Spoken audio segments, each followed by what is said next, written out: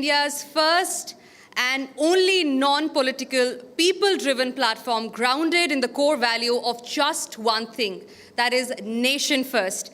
It is a movement, ladies and gentlemen, that brings together voices from across India, every Indian from different walks of life, in a free and powerful conversation about Bharat's nationalism being its foremost strength, guiding us into our unstoppable future.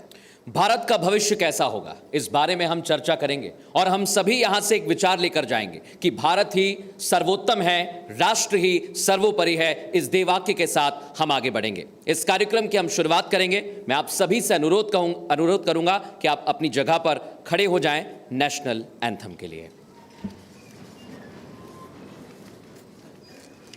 Jana Gana मन अधिनायक जय हे भारत भाग्य विधाता, पंजाब सिंध गुजरात मराठा द्राविण उत्कल बंग, विंध्य हिमाचल यमुना गंगा उच्छल जलधि तरंग, तब शुभ नामे जागे तब शुभ आशीष मांगे, गाहे तब जय गाथा, जन गण मंगलदायक जय हे भारत भाग्य विधाता, जय हे जय हे जय हे जय जय जय जय हे। Thank you, ladies and gentlemen. Now, to mark the auspicious beginning of today's event, may I invite all our distinguished speakers along with our Editor-in-Chief, Mr. Arnab Goswami, on the stage for the lighting of the lamp to begin with the event today. हमारे साथ आज हमारे speakers मौजूद हैं और हम सभी से अनुरोध करेंगे कि आप मंच पर आएं और भारतीय परंपरा के अनुसार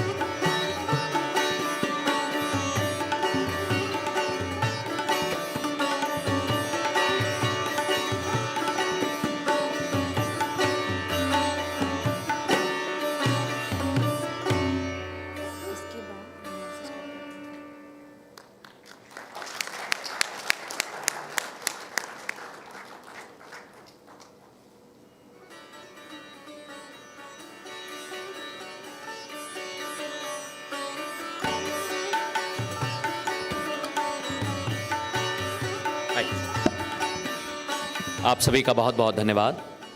और भारतीय परंपरा के मुताबिक विधिवत कार्यक्रम की शुरुआत हमने की है। And yes, to set the tone now for today's proceedings, ladies and gentlemen, it is my honor to invite the man who needs no introduction, a relentless journalist, a fierce nationalist, and the voice that echoes across the nation. Please put your hands together for Republic Media Network's Editor-in-Chief, Mr. Arnab Goswami. Sir, can we please have you on stage?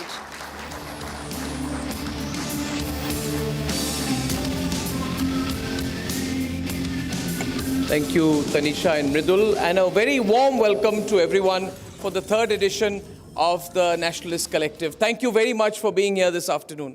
Thank you. A lot has happened in the course of the last three editions of the Nationalist Collective. Operation Sindoor has happened, and we have had the one-sided declaration of a trade war by Donald Trump. And today is a great occasion when we have the third edition of the Nationalist Collective. People will be looking forward to the various conversations that we have on stage to give some direction to how India should shape the outcome out of whatever we are facing today. Some people say that these are not crises, these are opportunities. I also think so, because I believe this is the transition of India from being a middle power to being a great power. We are rising unapologetically, we are rising decisively.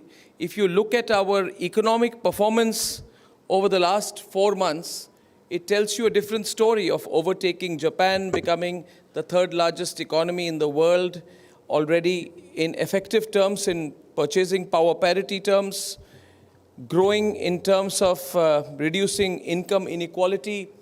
We have, when the world has high inflation, we have yesterday had the lowest rates of inflation which have been announced.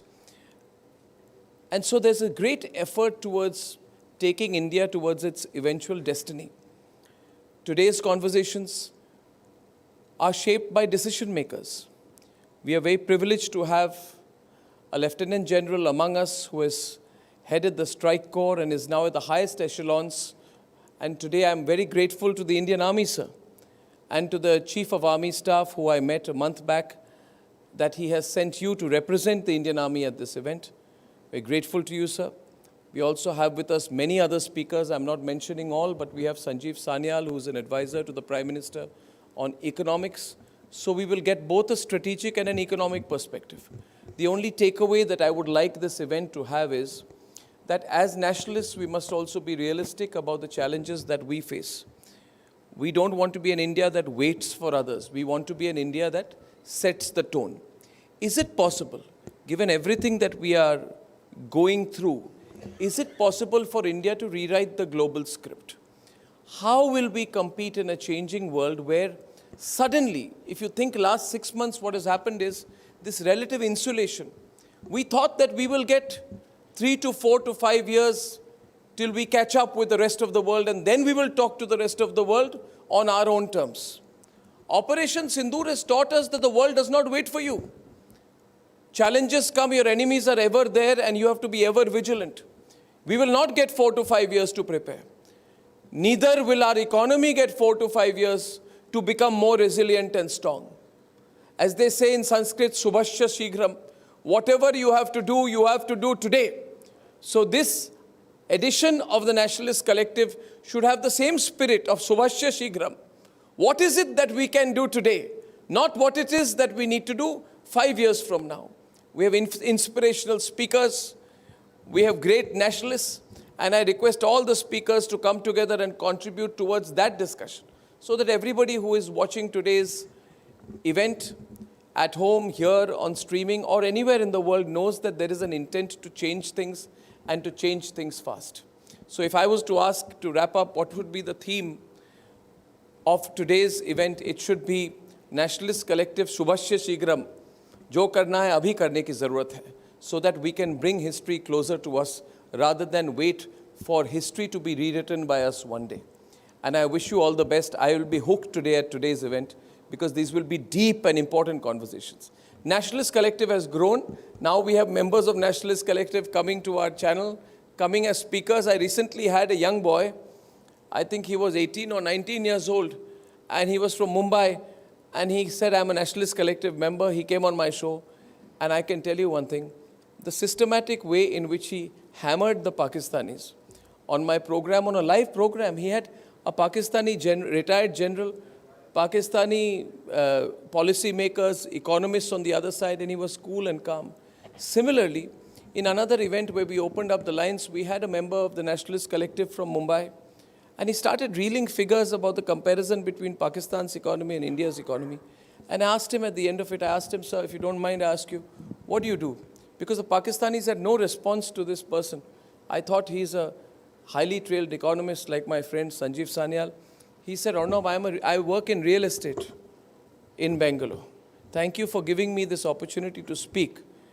I am in real estate, but I am a member of Nationalist Collective, and everything I'm doing is going to make India a 5 trillion economy and a 10 trillion economy very soon. So I felt so proud that we have been able to give a platform to these people so that they are not just working in the intersections of what their daily work is, but they have a larger cause. And that is what Nationalist Collective is all about. Something larger that we do beyond our work. If today a student in Mumbai and a real estate professional in Bengaluru have been inspired for the cause, and so have all of you to come on this sweltering afternoon to be with us, then I think we are on the right track. Thank you very much, and best of luck to the 3rd edition of the Nationalist Collective. Thank you.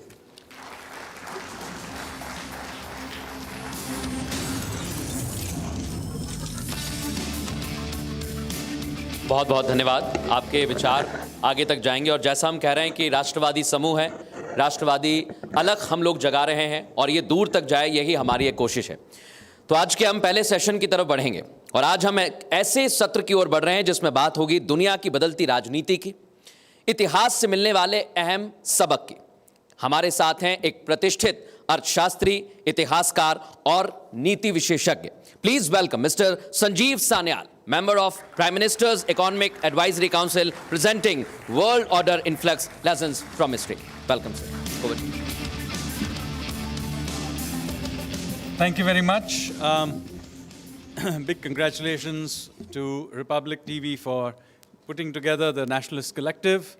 And I'm going to speak here today about a topic which is on top of your minds, which is, of course, the major churn, geopolitical churn that the world is going through. We are witnessing one of those moments in history when the world order basically resets. These are turbulent times. Now, of course, I have to be a little careful about what I say here because I am a policymaker and I'm dealing with a live situation. So I requested my friend Arnab to allow me to wear my hat as a historian. Because, you see, we are a very ancient civilization. And in this very long history, we have not only witnessed, but participated in many periods of geopolitical shifts. And so there are many interesting lessons that we can bring to bear over these many thousands of years of history. And I'm going to use 2 episodes to illustrate this issue. So the first issue, or rather, first episode that I'm going to deal with relates to something that happened exactly 1,000 years ago. In the year 1025, when, as some of you may be aware, the great king Rajendra Chola did a raid on Southeast Asia. So this was a major naval raid, a major geopolitical event of that time. And I will first get you to understand what were the circumstances in which it happened, and 2, what are the lessons we can draw from it. And then I will go on to the other episode. So let me take you back 1,000 years ago. What was going on? What did the world look like 1,000 years ago? So 1,000 years ago, the world economy basically was about trade between 3 major nodes. One of them was in the Eastern Mediterranean, the Fatimid Empire out of Egypt. The second was India, which was the southern India was at that time dominated by the Chola Empire. And the third was China, ruled over by the Song Empire. And these 3 nodes were trading each other heavily, particularly through the maritime route. Now, it is important to note here that we are all very proud about India being, at that time, something like a third of the world economy. But you have to understand that this wasn't only about the domestic economy. It happened because we Indians dominated world trade. And how did we do it? It wasn't about, individual heroic merchants sailing out into the horizon. It was actually done by large guilds, merchant and artisan guilds, which were not dissimilar to multinational companies. We even know their names. For example, one of them was called Mani Gramam. Another was called the 500. Why 500? I presume because they had 500 shareholders. So it was like a modern corporation. And these were not small bodies. They had sort of operations across the world. For example, the 500 had major operations in Southeast Asia. They had their own navy because there were obviously pirates everywhere. Indeed, some of these big multinational merchant guilds were so powerful that they survived through many dynasties. So dynasties would come and go, empires would come and go, but these massive merchant guilds would continue. And these merchant guilds were financed by a very sophisticated financial system, interestingly run out of the temples. So in case you have ever wondered why is it that Hindu temples in the medieval period had so much gold, it was not because the kings of that time were handing over their gold to the temples. Let me assure you that Indian politicians of all eras are always very reluctant to hand over their money to anyone. So even at that time it was true.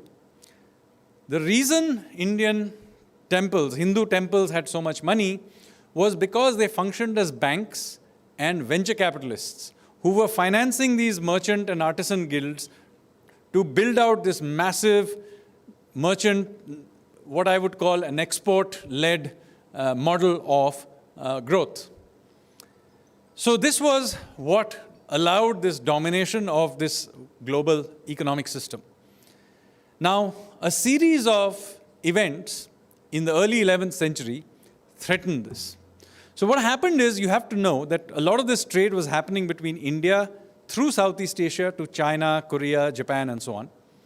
And this happened through two routes. There was one route which went through the Malacca Straits, which is between Sumatra and the Malay Peninsula, which was usually controlled by the Srivijaya kings of Sumatra. And the other route was through the Sunda Strait, which is between Sumatra and Java, which was usually controlled by the Javans. So these were the two routes through which the Cholas were trading with the Song and other kingdoms of that part of the world. Now what happened is that the Sumatrans were under tremendous pressure from the Javans, and at that one point, a series of battles, the kings of Java basically defeated the Srivijayas. So the Srivijaya went running to the Chinese for help. And the Chinese decided to provide them with a great deal of support. So the reason I'm telling you this is that Chinese geopolitical projection is not a new thing. It was happening 1,000 years ago. And it is with the help of Chinese support that the Srivijaya managed to not only defeat the Javans, but take control of the Sunda Strait as well. So now you had a situation where the same power controlled both the Malacca Straits and the Sunda Straits. And of course, they did what all monopolists do. They dramatically jacked up the tariffs for passing through those straits. Now, this is something that was against the economic interests of the Cholas. So what they did is they sent a warning in 1017, a small raid, to warn the Sumatrans that, look, we are not happy about the situation. But the Srivijaya ignored it. In fact, worse, they projected to the Song emperor that the Cholas were their vassals. I'm sure this information managed to wake it back to Rajendra Chola. So exactly 1,000 years ago, in 1025, Rajendra Chola decided to make a naval raid. Now, there is no evidence that Rajendra Chola had a large standing navy. So it is almost certain that most of the navy that he used were actually the navy of these merchant guilds I talked about earlier, of the Manigramam and of the 500. And so a large naval force was put together. It set sail from Nagapatnam, which is still a major port today. And from Nagapatnam, they made their way across the Bay of Bengal to Sumatra and then along the western coast to the Sunda Strait, where they probably refueled with their Javan allies. And having got refueled, they made their way up the Malacca Strait, sacking all the ports of the Srivijaya, and finally landing in Kadaram, what is modern Kedah in Malaysia. They destroyed the army of the Srivijaya completely. And then they made their way back past Nicobar, back to base. This was a major event, as you can imagine, and as a result of which the trade routes opened. And a few years later, we have a record of a joint embassy by the Cholas with the Srivijaya, where presumably they basically came to some agreement with the Song Emperor. It is worth noting here also that the Chinese actually did absolutely nothing to help their Srivijayan vassals. Now, what is the lesson about this whole episode? What can we learn from this major event in our history? First of all, very important to remember that there is actually no difference between economic power and military power. Hard power matters. You can have all the soft power you want, but hard economic power and hard military power are needed, and they are joined in the hip. They're actually the same thing. You cannot have one without the other. It's meaningless to have one without the other. So this is something that our ancestors knew. We are all proud of ancient India, and for some reason we have been somehow given to believe that India was some sort of a uniquely pacifist country. That is not the case. While we may not have gone and colonized other countries through actual occupation, we did culturally colonize other places, but not through actual occupation. We were not above protecting our economic interests by the sword when necessary. The second important thing is, even with your geopolitical rivals, you can enter into an understanding when you have economic interests which you may share. For example, it is very likely that the Song emperors were just as unhappy about the tariffs that they were being imposed by the Srivijaya. Or at the very least, they understood the Indian interests and allowed us to do what we want to do, even to their own vassal. So whenever we are thinking of the Chinese, do remember that, yes, they have their interests, so do we. And if it suits them, and indeed, if we push hard enough, it suits us, we will be able to pursue our interests. But we have to be very clear what those interests are and to be willing to back it with both economic and military hard power. So this is the first episode that I wanted to tell you about.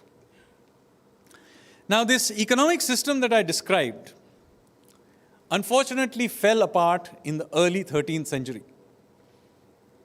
All these three nodes of economic hub that I talked about were essentially sacked by raiders from the Central Asia. China's Song Empire was destroyed by the Mongols. India itself was sacked by the Turks. And of course, the Middle East was an absolute upheaval because of also the Mongols, who sacked Baghdad and other places. The temples, which were the backbone of our financial system, were sacked. So people tend to only think of this in cultural and religious terms, but do remember that it was an absolute economic disaster as well, because the financial basis of our Indian economic power was also destroyed. Notice that many of our big temples are all along the coastline. Where is Somnath? It is on the coast. Where is Konarak? It's on the coast. These were all temples which were related to the port activities of those areas. So we went into decline. Now, a couple of more centuries passed, and what happened is that in many of these places, new powers came back. These Central Asian hordes were either pushed back or at least put in control. So, for example, the Mongols were finally defeated by the Ming, and the Ming emperor rose and became a major power in China. In the Middle East, the Mongols were overthrown by the Safavids. So in Iran, and so the Middle East also came back. In India, although northern India continued to be under the control of the Central Asian invaders, at least much of southern India came to be under the control of another great empire called the Vijayanagar. Now, in this situation, it's quite interesting what the Chinese did. Remember, the Chinese, just like today, they were very conscious that they had come back from a period of decline. So what they did is, they wanted to also project power. Just like today they want to project power, the Ming emperors also wanted to project power. So they built a huge navy. This navy was led by a very unlikely leader, an admiral who was a eunuch actually, called Admiral Zheng He. And Admiral Zheng He led these magnificent expeditions into the Indian Ocean. The ships he used were massive. They were massive even by modern standards. And in each one of these expeditions, he had between 20 to 25,000 sailors and soldiers and merchants on these expeditions. So these were huge expeditions by modern standards. The technology they were using at that time was almost a century ahead of what the Europeans were using. So the ships were huge, the technology was huge, and there was no doubt at that time that the Chinese were far in advance of anybody of that time. And using these ships, Admiral Zheng He came to the Indian Ocean. And he sailed all over the Indian Ocean. He came to, he went to Indonesia, where of course the main rival to the Chinese were the Hindu empire of the Majapahit, which was a Hindu empire of what is now Indonesia. He came to Sri Lanka, he came to India, he went to Africa and to Arabia. Now it is important, while he was trading, it is important to remember that this was primarily a projection of power, because do remember that these are not voyages of exploration. Indians, or indeed even the Chinese, had been sailing these waters for hundreds of years before that. So what they were really doing was signaling that, look, yes, we were conquered by the Mongols, but China is back. That is what they were signaling. And they made repeated voyages. Indeed, they did a lot of geopolitical maneuvering also in the Indian Ocean. So for example, they tried to change the king of Sri Lanka and put their own candidate there. Since they were suspicious of the Hindu Majapahit empire in Indonesia, they actually backed an Islamic kingdom in Malacca. So they encouraged the local king of Malacca to convert to Islam, and then they backed it to fight against the Majapahit. So you can see the Chinese have been in this area doing their thing for a very long time. And this is what Admiral Zheng He as well did. And he made repeated voyages. So if around about the 1435 or so, you had asked anybody, you know, some part of the world is going to dominate the world, can you guess who that's going to be? They were almost always, everybody was going to say China, not Europe. They were all going to say China. They were ahead technologically.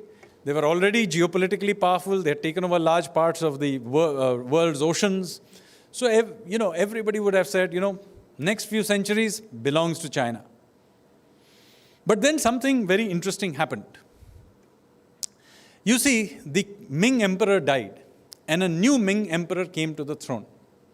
And this new emperor had been brought to the throne because of the support of the Confucian mandarins, which is the bureaucrats. And the Confucian mandarins were suspicious of their rivals in court, who were the eunuchs, like Admiral Zheng He. So they did what all good bureaucrats do. They switched off the money. They must have made the procurement process very, very complicated, as you can imagine. Simple way to shut down the military. And in fact, the Chinese Navy was never defeated in war. All that happened was that it rotted. It literally rotted in the port. And the records of these great voyages of Zheng He were completely suppressed. In fact, they did such a good job of it that it's only in the 20th century, late 20th century, that we have now begun to discover the importance of these great voyages of Zheng He. So, there was no sudden collapse of Chinese power. it slowly faded away. Chinese support, of course, continued to various vassals in the Indian Ocean. For example, Malacca fought against the Majapahit, pushed them back and back, till the last of the Majapahit withdrew to Bali, where they continued to remain Hindu. But the rest of Indonesia basically over time became Islamic.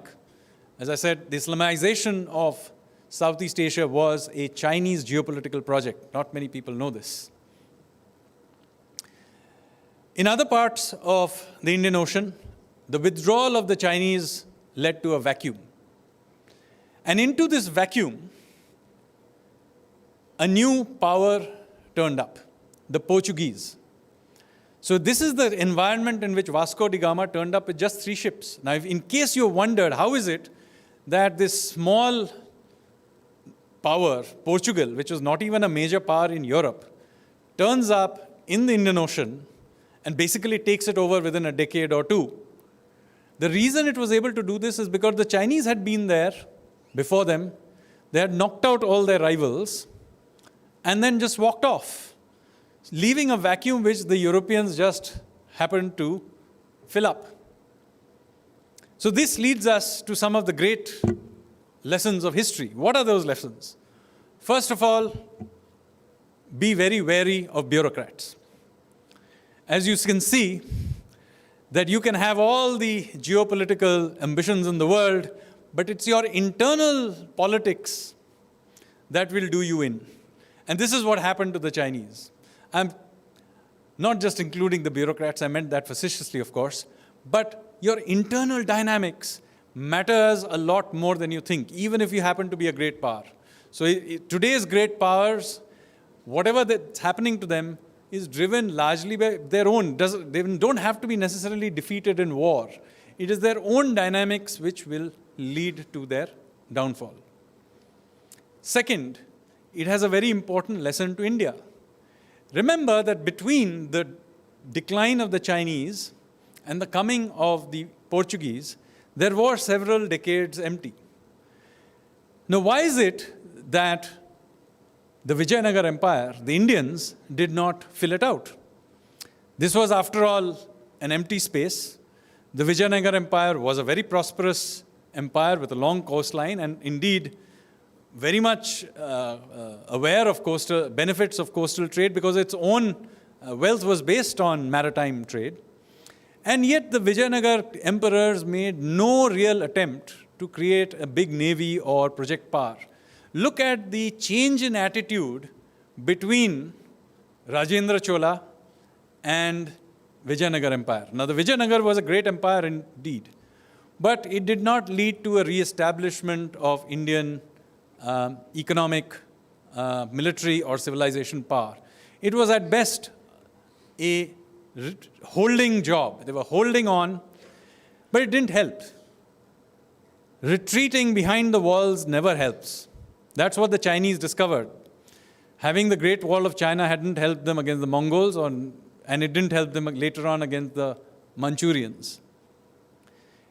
And for us to have decided that we were not going to project power in the maritime space and remain at home did not mean that we were left alone. Far from it, the Europeans turned up, and the next colonization of India actually happened from the sea. So this has, again, a very important lesson to us today, that we have to engage with the world. Just because we want to hide behind the walls does not mean that the rest of the world is going to leave us alone. So to be a great power, to revive as a civilization, we cannot think of it in terms of purely being domestically oriented. We have to engage with the world. It has to be done by an outward orientation, because no matter what you say, the rest of the world is going to carry on. You may not have an interest in them, but they have an interest in you. So these are the 2 big episodes of Indian history that I gave you. There are many others that I could talk about, but the point I was trying to get to, now coming back to the present, is this. We now face a peculiar period in world history where clearly the old order is breaking down and a new order is appearing. We are an emerging power. We want to be a great power, but we are not there yet. And we are in an environment where there is not only rivalry between the two large existing powers, but they also look on us with some degree of suspicion. So this is an environment which we have to deal with, but we need to deal with it with the following principles in mind. First of all, we cannot compartmentalize different fields of power. We have to not just have an all-of-government approach, we have to have an all-of-nation approach. We cannot separate out military power from economic power. We cannot separate out the government and public sector from private sector. All of these things are intertwined. Whatever our internal differences may be, when we are dealing with the world, we have to be on the same side. Because the people with whom we are dealing with are going to come to the table being united on their side in their own way. Secondly, world power and dynamics of world power are extremely unpredictable. Do not bother to try and predict it. After all, nobody could have guessed circa 1450 that it was not the Chinese but the Portuguese who would come to dominate the Indian Ocean. Not possible to have predicted it. Similarly, it is not possible for us to predict exactly how things will pan out from here on, either with President Trump or with President Xi or with many other people around us, not to mention random shocks like COVID that could happen. What we need to do is to be internally resilient and have policies that are flexible to deal with the situation as it appears. We tend to get very disappointed every time things do not quite pan out the way we may have planned. But in fact, it should be entirely surprising if it does pan out the way you planned it, because the world is uncertain. It's an unstable place by definition. So the game is not to have grand plans, but to invest into your own strength, and very importantly, be willing to act opportunistically when the opportunity arises. So you have to be willing to go in there and do it. And finally, when we say Atmanirbhar Bharat, or we say Swadeshi, we should not confuse it with some 1950s view of import substitution and looking inward. Of course, we should build on our own strength, but it has to be an outward-oriented approach. We need to go out there and capture export markets. We need to go out there and build geopolitical linkages. And we need to be willing to use these for pursuing national interest. With that, let me stop. Jai Hind.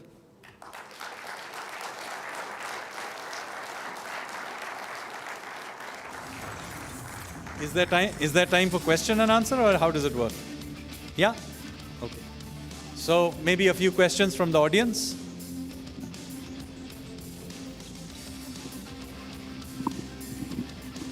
Ready, mic 3. You'll have to wait for the mic. Mic 3. I would do a bit of a teaching also and others. One thing is there, we're saying we're going towards protectionism, though globalization is the key. The one thing you again gave a pitch for globalization. So how far, what kind of a trade-off is there between globalization and protectionism, which a lot of politicians on TV are made in India and whatnot? A bit of light you can throw upon it. So we need to be proud of made in India, but we should not confuse it with going back to license permit Raj and building ambassador cars. So when we say make in India, we need to be clear that this means that we have to engage with the cutting edge of what is happening today. That doesn't mean accepting shoddy products just because they're made in India. So this is why it is very important that we should be willing to be at the cutting edge. In many cases, that may involve having various kinds of alliances in different spaces with other countries as well. It may need us to have a much more proactive effort towards R&D. We may need to have a far more realistic approach about creative destruction of our own corporate sector, such that the efficient survive, but the inefficient are weeded out. So all of this is important, because when we say make in India, it means building on our own strengths. It does not mean sort of keeping some inefficient type of thing going, as I said, this is not a return to the ambassador car. You cannot compete with the rest of the world if your ambassador car is your cutting edge. Somewhere else, maybe the lady there can be given the mic. Or maybe, yeah. Sir. Where are you? Who's speaking? Yeah, there, okay. Sir ये जो अभी चल रहा है Trump के साथ, तो क्या ट्रंप जो कर रहे हैं अभी वो भारत के लिए बेहतर है या मतलब नेगेटिविटी में जा रहा है ये भारत के लिए? तो मैं अंग्रेजी में उसका उत्तर दूंगा, जो आपकी इच्छा हो। हाँ, क्योंकि अभी तक अंग्रेजी में ही बोला है मैंने। कोई तो so the fact of the matter is, we should not waste our time thinking about whether President Trump is a good person or a bad person. He is what he is. We should accept it as the state of the world and pursue our interest to the extent we need to do in whatever way we need to do it. I think too much of the media debate or even debates in the drawing rooms are about whether or not he is a good person, trustworthy person, and so on. That is irrelevant. He is currently the President of the United States. He will do what he is doing. We should accept it as the state of the world and engage with it flexibly, pursue our interests. Where we need to stand our ground, we need to stand our ground. Where we need to make trade-offs, if it is possible, we shall make trade-offs. We should not be emotional about the whole matter. This is about long-term pursuit of Indian interest, which will last over not just President Trump, but the next 5 of his successors. So we have to think 25, 30 years of sustained engagement with the world during a period when we will go through our own demographic benefit period. So our job is to really deal with the world it is. So the point, the push I'm making is for a realist approach to our economic and foreign and military strategy, not an idealist approach. Sir, Where are you? sir, here, sir. Sorry, Yeah. okay. So if after this, the mic can be brought to this side as well? Yeah. Yeah, sir, continuing with the tariff situation which has been raised by the earlier questioner, what can the government actually do additionally to support our exporters so that they can still go out and capture the markets out there? So, as I said, first of all, I have to be careful what I say, because I said I'm a policy maker, I'm not an analyst, and we are in an active, live situation. But let me say that whatever needs to be done will be done.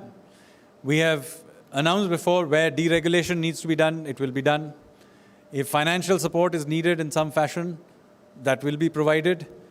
But at every stage, we will also look to other partners. Remember that the US is not the only game in town. There are other partners we also need to look into. And even in the case of the US, there are things we can pursue. So I don't think we should, get into this game of, looking at this to be played in a defensive way. This has to be played in offense. And if it requires us to do major reforms, then we should do it, or provide whatever support we do it. All of which will need, as I said, an all-of-nation approach. Just cannot be done by government. There has to be a wider effort by the population, by the corporate sector in pushing this effort. Yeah. Good afternoon, sir. I am Shorojit Sanyal. I've come all the way from Goa, and I came yesterday evening, and this is the second edition. And by profession, I have been a chef for the last 4 decades. And the first World Food India in 2017, which was inaugurated by Modi ji. So I made food from 27 different states, But I specialize in Mediterranean, Pan-Asian, and classical French, That's my bread and butter, But now I'm doing modern Indian. I've done a lot of research on it. And now, of course, I have opened one of the food courts here in Gurgaon, and second will come up very soon near the Lokmanya Road, very soon, 31st of August.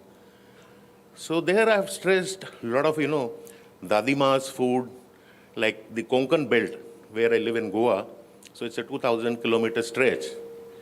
And well, I was here last time also, and I have sent a mail to the Republic media also that what I have in mind, Because, so many, younger generations with all this junk food and all. So, like if you say something like a pizza, so we can have a substitute for it, something to do with, wheat. We can do a rotsa or a nanza. So a lot of things, if somebody wants to come to our food court and see, like a lot of things which are not known to India, and the younger generation do not know about it. And I have requested, I have also sent them a mail, a proposal, what I intend to do. No, it's fair enough. I mean, if what you're saying is that we should promote our indigenous foods, I agree. If you can pass the mic over to the lady there. I mean, there is no question that we need to do that as well. And by the way, in addition to this, we need to also remember that we need to be willing to protect our indigenous seeds, cereals, crops of various kinds. And this is indeed one of the major issues which we have had while negotiating with the rest of the world. We have made an extra effort to try and protect our indigenous food systems because it is very easy to then slip into an environment where we are entirely dependent on hybrid varieties which may not be as nutritious as our domestic varieties. And losing food diversity is not only a bad thing, but very often what happens is that a few years later, this same indigenous variety turns up patented in some other country and then sold back to us. So we need to be careful of this, and so yes, I agree with you. I'm Dr. Madhumita Kothari, and I'm an international lawyer and an international maritime lawyer. Therefore, what you spoke about India as a maritime power is an area of interest for me, and therefore I want to ask you this question since you are advising the Prime Minister also. Now, when I was doing my PhD on blue economy and ocean governance, I had put in a lot of issues in terms of India's maritime issues. We have a coastline of 8,118 kilometers. There are more than 19 ministries of the government of India which have stakes in the oceans. But there is not even one body to coordinate between these 19 ministries of the government of India. And except for the security issues along the coast and some port works being done, are we really capitalizing on our maritime resources? This is my question to you. So this is an issue on which I have spoken widely, as you know. Although I will warn you that creating yet another Ministry of Coordination of Maritime Issues is a bad idea. You'll just end up creating another layer. As somebody who works in the government, let me say that the best we should do is to try and get those ministries to coordinate with each other, then create another layer. So I wouldn't advocate creating another coordinating ministry. But what you said otherwise is an important issue. So let me explain it to the rest of the audience. You see, we have land borders and also a coastline. When we look at our land borders, one of them is, of course, with our friendly neighbor to our west, with whom we don't trade at all, as you know. And while we do trade with China, which is the other land border, we don't trade with the bit that we have a border with, because we are actually, even that we are doing most of the trade with their East China, which is also basically maritime trade. So if you look at it from an economic and geostrategic perspective, India is actually an island nation. We are as much an island nation as Japan or Britain. 95% of the goods that go in and out of India, our exports and imports, happen through our sea lanes. So therefore, protecting our sea lanes is absolutely critical. And yet, you'll be shocked to know that over 90% of our trade is carried on foreign ships. I would argue that this is our single biggest geopolitical risk. Forget other countries sanctioning us. If a handful of large global shipping lines sanction us, we would be in serious trouble. We could not sustain, beyond a few weeks without imports of spare parts, of energy, of all kinds of things coming in from the rest of the world. So maintaining control of our shipping lines, having the capability of moving goods on our ships is very critical. And yet, we currently have only 480 odd ships, Indian owned, a matter I raised a couple of years ago. And so, in the last year and a half, you may have seen that a lot of effort is being put into reviving our shipping, and I'm saying here specifically the merchant ship. So Navy also has seen a lot of investment, but I'm talking here specifically about our merchant Navy. A lot of effort has gone into it. We are beginning to revive shipbuilding in India in a very large way. We intend to become, within the decade, in the top 5 shipbuilding countries in the world, and I think we have a good shot at that. A lot of resources are being put. A very large maritime fund has been created. The shipbuilding yards are being opened. Large billions of dollars of large ship orders are being placed. And so a lot of effort is going to that. Recently, 4 big maritime-related laws were changed relating to ownership and flagging and so on. So this is a sector which we are going through very, very big changes. And we intend to invest in ships and shipbuilding and things maritime in a very big way in the next few years. With that, let me bring this to a close, because I think this has been a long session and there are other speakers as well waiting. So thank you very much, ladies and gentlemen. Jai Hind.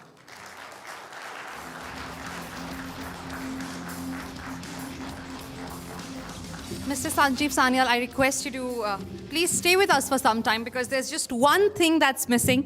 And for that, I would request our editor-in-chief to please be on stage. This is the Nationalist Collective badge. And ladies and gentlemen, it is not just a badge, it is the pride, a proud badge that all of us are wearing today.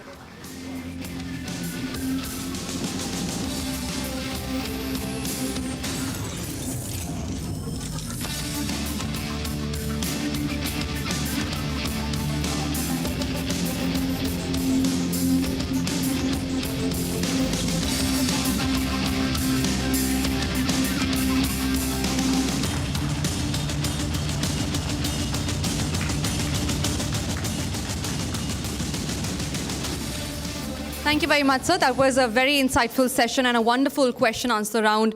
Moving on, ladies and gentlemen, when we talk about Nation First and Nationalist Collective, I'm sure there's this one event that crosses everybody's mind here, everybody who's present here, that is Operation Sindoor. Just to give you a 30-second background of how we felt here at Republic Media Network headquarters, I still remember we broke the news at around 3 a.m. It was late at night, and we did not think about who is going to watch us. We just knew that we had to break the news to our audience, to people who are watching us, to our people, to our viewers who keep Nation First as their foremost priority, as their agenda. And that is how it filled our hearts with pride. And for the same, ladies and gentlemen, and I'm extremely honored to have the next guest with us on stage. Ladies and gentlemen, Operation Sindoor, the operation that served as a testament to the synergy and operation cohesion among Indian Army, Navy, and the Air Force. With that, we now dive into India's military evolution with a spotlight on the Tri-Services Coordination. Please welcome Lieutenant General V.M. Bhuvana Krishnan, PVSM, AVSM, YSM, currently Quartermaster General, to speak on Operation Sindoor, India's first truly Tri-Services war. Please give him a huge round of applause.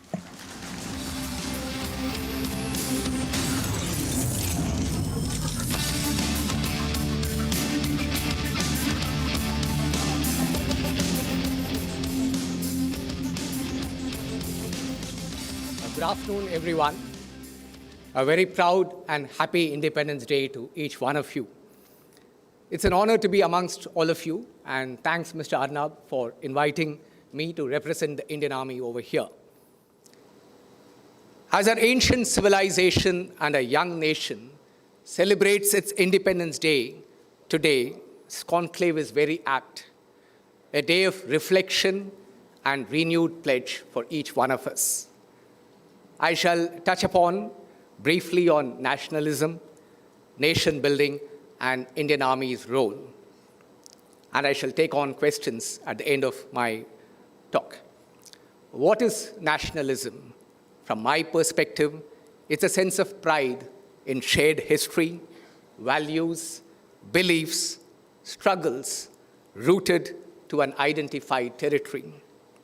Humankind lives on land, and land is the most cherished possession of mankind after his family and community. Shared history and shared struggles play a vital role in unifying a nation. Nationalism is a positive, attractive, and unifying force for good, and yet, if taken to extremes, could have negative fallouts and trigger counter forces. Forging a nation and instilling a deep sense of positive nationalism is a multi-generational project. Just like a garden, it has to be tended and nurtured with care and attention while being ever watchful and remaining open to course corrections. We have to be vigilant against efforts to divide and weaken from both within and without. India, that is Bharat, as Article 1 of our Constitution articulates, is astounding in its diversity as much as its unifying threads, which course through its body powerfully. The cultural osmosis and absorptive character of our nation is amazing. We are by nature inclusivist and embrace the concept of Vasudhaiva Kudumbakam, the world is one family. Mahatma Gandhi, writing in Young India, said, "I want India's rise so that the whole world may benefit. I do not want India to rise on the ruins of other nations." A nation state is a modern concept which came about in the 19th century and is the way the world is largely organized today. A nation state is a living, throbbing organism with destiny in its own hands. The people maketh a nation. As I was traveling around one of the cities a few months back, I saw a bus emblazoned with a big caption, Mera Haq. It made me pause and reflect on what is then Mera Farz. Both rights and duties go hand in hand in building the sinews of our nation. We require a strong sense of commitment, passion, discipline, altruism, and humility towards the cause of our nation. Here, I would like to highlight the role and potential of the National Cadet Corps, the NCC, in instilling a sense of national service, pride, discipline, character, and ethos amongst the youth who are our future. The government has taken an excellent step to increase the strength of NCC from the current 10 lakhs to approximately 17 lakhs, and has increased the enrollments into NCC from the border districts across the country. We must be even more ambitious. For a nation of our size and population, we could strive for 1 crore NCC cadets across all districts and tehsils. Symbols and narratives play a powerful role in nation building. They must be well thought out to unify and build our nation. The Tiranga Jhanda is a powerful and persuasive symbol, and so is the soulful Jana Gana Mana, our national anthem, and Bharat Mata Ki Jai. The International Yoga Day, celebrated across the country and the world, is yet another. Cricket and cinema are also fine examples in this regard. Our scientists, teachers, farmers, doctors and nurses, innovators, entrepreneurs, industrialists, community workers, athletes, para-athletes, and people from multiple walks of life from across the country give us so much hope and inspiration with their performance and unstinted commitment to the growth of our nation. Atmanirbhar, or self-reliance, is a clarion call for action to our nation and a national security imperative as well. Every citizen of our country, from every corner, must come to believe in the idea of our nation and have a solid stake in its progress and vitality. Now let me touch upon where I come from, that is the Indian Army, our nation's army, our people's army. The Indian Army is a microcosm of our nation. 1.5 million defense forces in a population of about 1.5 billion people, 1,000th of our total population. The Indian Defense Forces are a vibrant symbol of our nationalism and nationalistic spirit. Soldiers and officers hail from all parts and corners of our country and society and come to share the same values and beliefs. They serve shoulder to shoulder in the air, on the sea, and on the land, in the service of our nation, in some of the toughest geographies and high-risk missions. We live, eat, fight, and play together. The apostle of non-violence, the Mahatma, was amongst the first to exhort the Indian Army to defend Jammu and Kashmir against the invaders. We are determined to defend our nation to the hilt should anyone dare cast an evil eye on us. Operation Sindoor is a fine example of this commitment. A whole of armed forces, a whole of defense, and a whole of nation approach with deep military-civil fusion is the way forward in exponentially strengthening the defense and security of our nation. Our role of defending the borders and safeguarding the territorial integrity of our nation has taken our troops and officers to the far corners and interiors of our country, from Kashmir to Kanyakumari, Gujarat to Arunachal Pradesh, and to the island territories. This process creates a deep, abiding respect and appreciation of our nation's unity in diversity. And many of our veterans go on and back to their native roots and elsewhere to serve with the same spirit of commitment and nation building. The who's who of ultimate sacrifice etched in stone at our National War Memorial by a grateful nation is a testament to the spirit and unity of our country. For the defense personnel, our families, our regiments, and our nation form the bedrock of our strong support. Viksit Bharat and Viksit Sena symbolize the strength of our nation.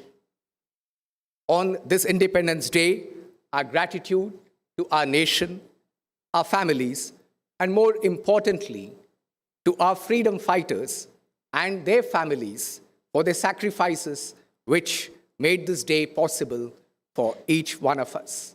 Jai Hind. Thank you.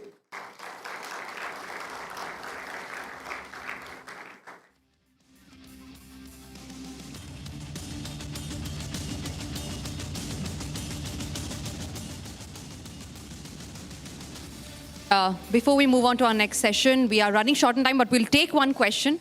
Just one question that we can take. Yes, Tanvi, thank you very much. Sir, recognizing the fact that in a democracy, government calls the shots, am I audible, sir? Not really, yeah. Hello, am I audible now? Yeah, better. So recognizing the fact that in a democracy, the government calls the shots, irrespective of the fact whatever been said that free hand given to the armed forces, right? So my question is primarily when the armed forces doing so much for the country, fighting wars on the borders, listening to the threats by the people of getting us nuked and whatever, blah, blah. Still the government takes a call on going on with the cricket match with Pakistan. At least until now, there has been no rebuttal of abandoning that match. How does the people in the army feel when such decisions happen? And before you answer, sir, I would like to tell you my perception on that. I come from a category whom the people call andhbhakts, right?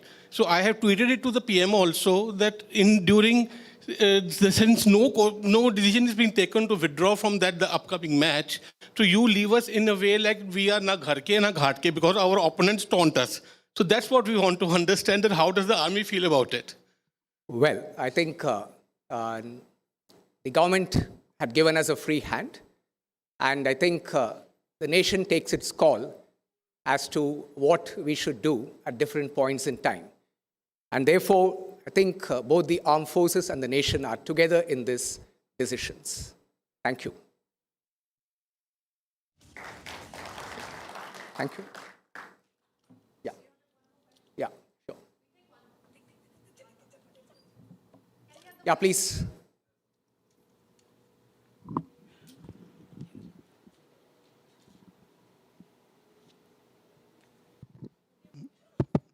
So we are so proud of our army, and we have seen recently, of course, many times we have seen the parakram of army.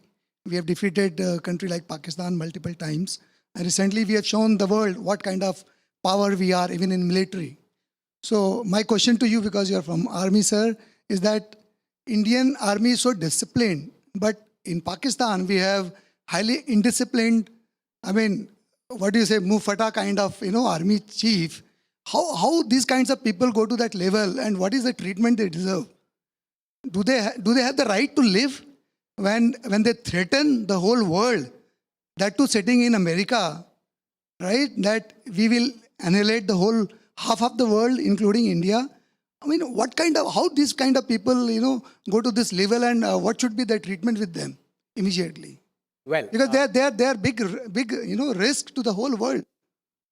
Well, I think it's better to hold one's rhetoric when you are talking about other nations. And I think the statements made were in bad taste.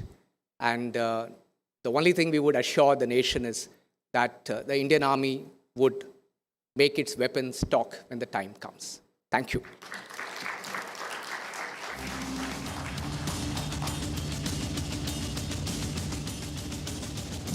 Thank you very much, sir. It was a great honor to have you here today with us. Thank you very much again. Ladies and gentlemen, moving on, our next speaker has been at the forefront of several socio-legal battles for India's civilization identity. He started his career with the Sri Ram Janmabhoomi case in Ayodhya, challenging the 2010 verdict of the Allahabad High Court. In 2011, assisting his father, Sri Hari Shankar Jain, in the case. He has also been at the forefront of fighting the legal battle for the Gyanvapi Mosque, most of us who we know him for, and the whole nation is looking forward to that verdict. And today I want to welcome on stage Advocate Vishnu Shankar Jain, presenting Reclaiming India's Legacy. Please put your hands together for him.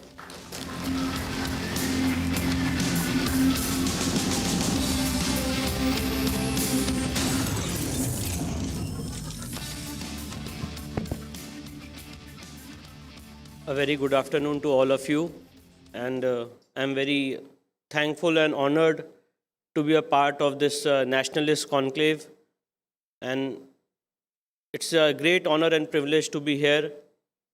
So basically the idea is that whenever we fight all these litigations in the court, and today the issue is about nation first, whenever I ask a question to myself, and whenever I interact with a lot of youth who are practicing in the galleries of the Supreme Court, who are working in the Supreme Court, the question is that what did we achieve after a grand construction of Ram Temple on 24th of January 2024? 22nd January 2024. This entire journey of Ram Temple, which started from the suit which was filed by Gopal Singh Visharad in 1950, till the judgment delivered by the Supreme Court on 9th of November 2019, is a message, is a reflection of our entire civilization. This is an entire battle of Ram Temple, which started from 1950, which lasted till 2019, is a message that how civilizational battles continue decades and decades, and after 20th generation, on 22nd of January 2024, we got a Ram Temple. So it's the issue of our glory. It's an issue that what is the message which we are giving to the global world. It's an issue that what is the message which we are giving to a geopolitical world. The message is that this country, our nation, in our nation, our ethos, our culture, our privilege is Bhagwan Ram, Lord Shiv, Lord Hanuman, Lord Krishna. And therefore, if you are trying to destroy the cultural heritage of this country through constitutional means, through legal means, we will fight and reclaim each and every temple without any, you can say, without any violence, as well as through the pen. And this is a message which we want to give to the world, that pen is mightier than the sword. Now, a very interesting question arose when this entire issue of Ram Temple was going on, and why I am focusing in my today's talk about Ram Temple is because Ram Temple issue is an area where if you will look into the history and 5 years back, or rather 10 years back, we were told that this can never be solved. We were told that Ram Temple is a dead issue and this can never be solved. It's better to build a hospital or a college there. And the questions were asked that what will you achieve, what will you gain if you will build a Ram Temple? And the similar questions are asked that what will you achieve and what will you gain when you will restore Gyan Vyapi or Krishna Janmabhoomi? So the issue is very, very relevant. So far, when we are conceiving the idea of India, when we are conceiving the idea of Bharat, when we are conceiving the idea of nation first. So Ram Temple, according to me, in my understanding, is a Rashtra temple. It's a temple for the entire nation. And the Maryada of Lord Ram, on which entire civilization is continuing, that has been re-established in November 2019 when the Supreme Court delivered its a unanimous judgment. So a very interesting question arose during the hearing of the Supreme Court in Ram Temple case. And the issue was that the idols are not existing on the spot. The issue arose that there is no temple in the site in question. And at that point of time, my senior, Mr. Parasaran, and my senior, Mr. Harishankar Jain, they argued on first principles of Hindu law.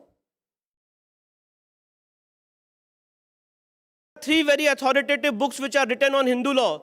One by Mr. Gopal Chandra Shastri, the other is by Honorable Justice B.K. Mukherjee, as he then was a retired judge of the Supreme Court on Hindu law, as well as Mr. P.V. Karne has written Dharma Shastra in 7 volumes on Hindu law, and he has been awarded as Bharat Ratna for his work. In all these 3 books, there is a very precise, we can say, a justification and a very precise Shastric niyam, which has been formulated after years of studies. And the formulation is that even if you break the idol, even if you destroy the idol, the existence of the deity continues on the spot. The deity keeps on existing on the spot in the question in invisible form.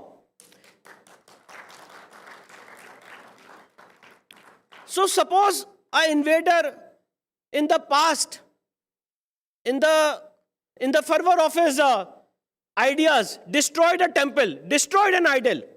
But the question is that you can destroy the idol, you can destroy the temple, but you cannot destroy the existence of the deity, and the generations and generations will continue and say that this is the spot on which Ram Lalla was Virajman, and please restore us. And this Ram temple, this entire journey is a message to the entire world that through constitutional means, through legal means, we can achieve what a civilization deserves. We all remember, we all know that when the debate was going on in Ram temple case, how in 1528 an invader demolished our temple. What was the vow, what was the qasam which was taken by the invader Babar? And in that vow, he has demolished the temple. All those things which we all know. But the point, the legal issue which arose was that if the temple has been destroyed in the past, today what are the means, how will we recover it? And therefore, a very interesting judgment was passed, and a very, I think I can say it was a founding order which led to a final judgment in Ram temple case, was passed by Justice Sudhir Narayan of Allahabad High Court in 2002, wherein he directed the ASI survey of Ram temple. And I must clarify with lot of sense of responsibility today that आप जितने TV channels पर debate सुनते होंगे, देखते होंगे, a very fake message is being propagated that there is no finding in the Ram temple judgment that there was a temple which was existing in the past. The Supreme Court very categorically, I am saying, the Supreme Court in Ram temple case on 2020 1 SCC page 1 in Ram Mandir judgment has categorically held that the structure which was existing was a non-Islamic structure. The structure which was existing. During the excavation, during the ASI survey, Lord Hanuman was found, Shivling was found, 14 Kasauti ke pillars were found, and so many things which were resonating, which were part of old Hindu sculptures, old Hindu architecture was found during the excavation. And let me also tell you, if you all recollect, that at that point of time, there was lot of, you can say, lot of resistance. Therefore, the pits which were dug at that point of time were very limited pits. But during this recent development of Ram temple after 2019 judgment, more idols and more deities were recovered from the spot. So at that point of time, after having the complete ASI report, the Supreme Court has unanimously held that this entire structure which was existing was non-Islamic. By saying that it is non-Islamic, it meant that it is of other civilizations also, including the Hindus, Buddhists, and other civilizations. So just by saying that Ram temple, there is no finding of the Supreme Court that no pre-existing temple was destroyed is absolutely wrong. There is a very categorical judgment on this point, and therefore, the Honorable Supreme Court on 9th of November 2019 granted this particular order. One very important portion of law also has been developed, and finally, which has, by virtue of Article 141 of the Constitution, it has attained finality.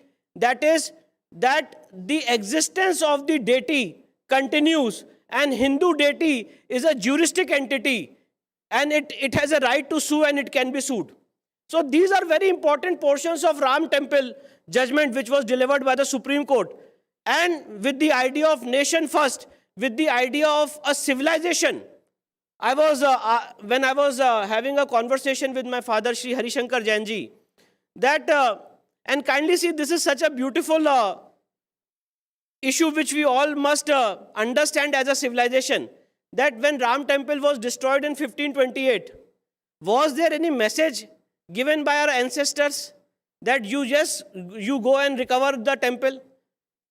It's a smriti, it's a culture, it's a civilizational battle which continued for 20 generations. So many people sacrificed their lives. So many people sacrificed their lives for restoration of Ram temple. So many people could not see the construction of Bhavya Ram temple. But after 20th generation, we are the lucky ones, we are the fortunate ones, that though the sacrifice which our ancestors gave, today we are seeing a Bhavya Ram temple which is existing at the site in question. And in the same manner, I understand that today in this conclave, we have a lot of intellectuals from the field of military, we have a lot of intellectuals from the field of geopolitical level, we have a lot of intellectuals from the field of academics.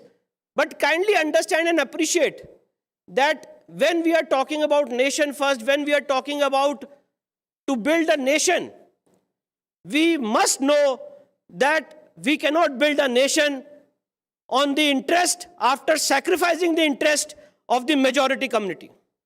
Today in our nation, such laws have been enacted in the past where the interest of the majority community is at stake. For example, the Places of Worship Act 1991. For example, the Waqf Act 1995, which has been, as of now, stayed by the Honorable Supreme Court. The matter was heard in the Honorable Supreme Court in the month of May, and the judgment had to be delivered so far as the interim order was concerned, but till date, the judgment has not been delivered. So these are very important civilizational issues. And I am very shocked, and as an officer of the court, as well as a soldier of the Supreme Court, I feel a lot of pain when I see that in the Supreme Court, instead of having a large debate on these constitutional issues, one of our focus areas is that whether the retired Chief Justice of the Supreme Court has vacated the bungalow. Today we are focusing on those issues. So Supreme Court is concerned, is known as a court of the Constitution, is known for its constitutional verdicts, and today, after about 4 years in the Supreme Court, there is no stand which is taken on the Places of Worship Act. Today, after so many years of legal struggle, there is no stand which is taken on the Waqf Act 1995, and these are very important issues. Today, before the Supreme Court, the National Commission of Minority Act is under challenge, under question. Today, before the Supreme Court, the members of the majority community are saying that within our national framework, against the principles of the Constitution, a majority community is getting violated on the basic principles of law. That has to be heard. Today, before the Supreme Court, we are saying that the shivling which is existing in Gyanvapi, that is a shivling, that is a shivling, that is a shivling. It is not a fountain, it is not a fountain, it is not a fountain. We are asking, see, on 16th of May 2022, on Buddha Purnima, on Monday, we found the shivling. And at that point of time, immediately the Civil Judge Senior Division had sealed that area.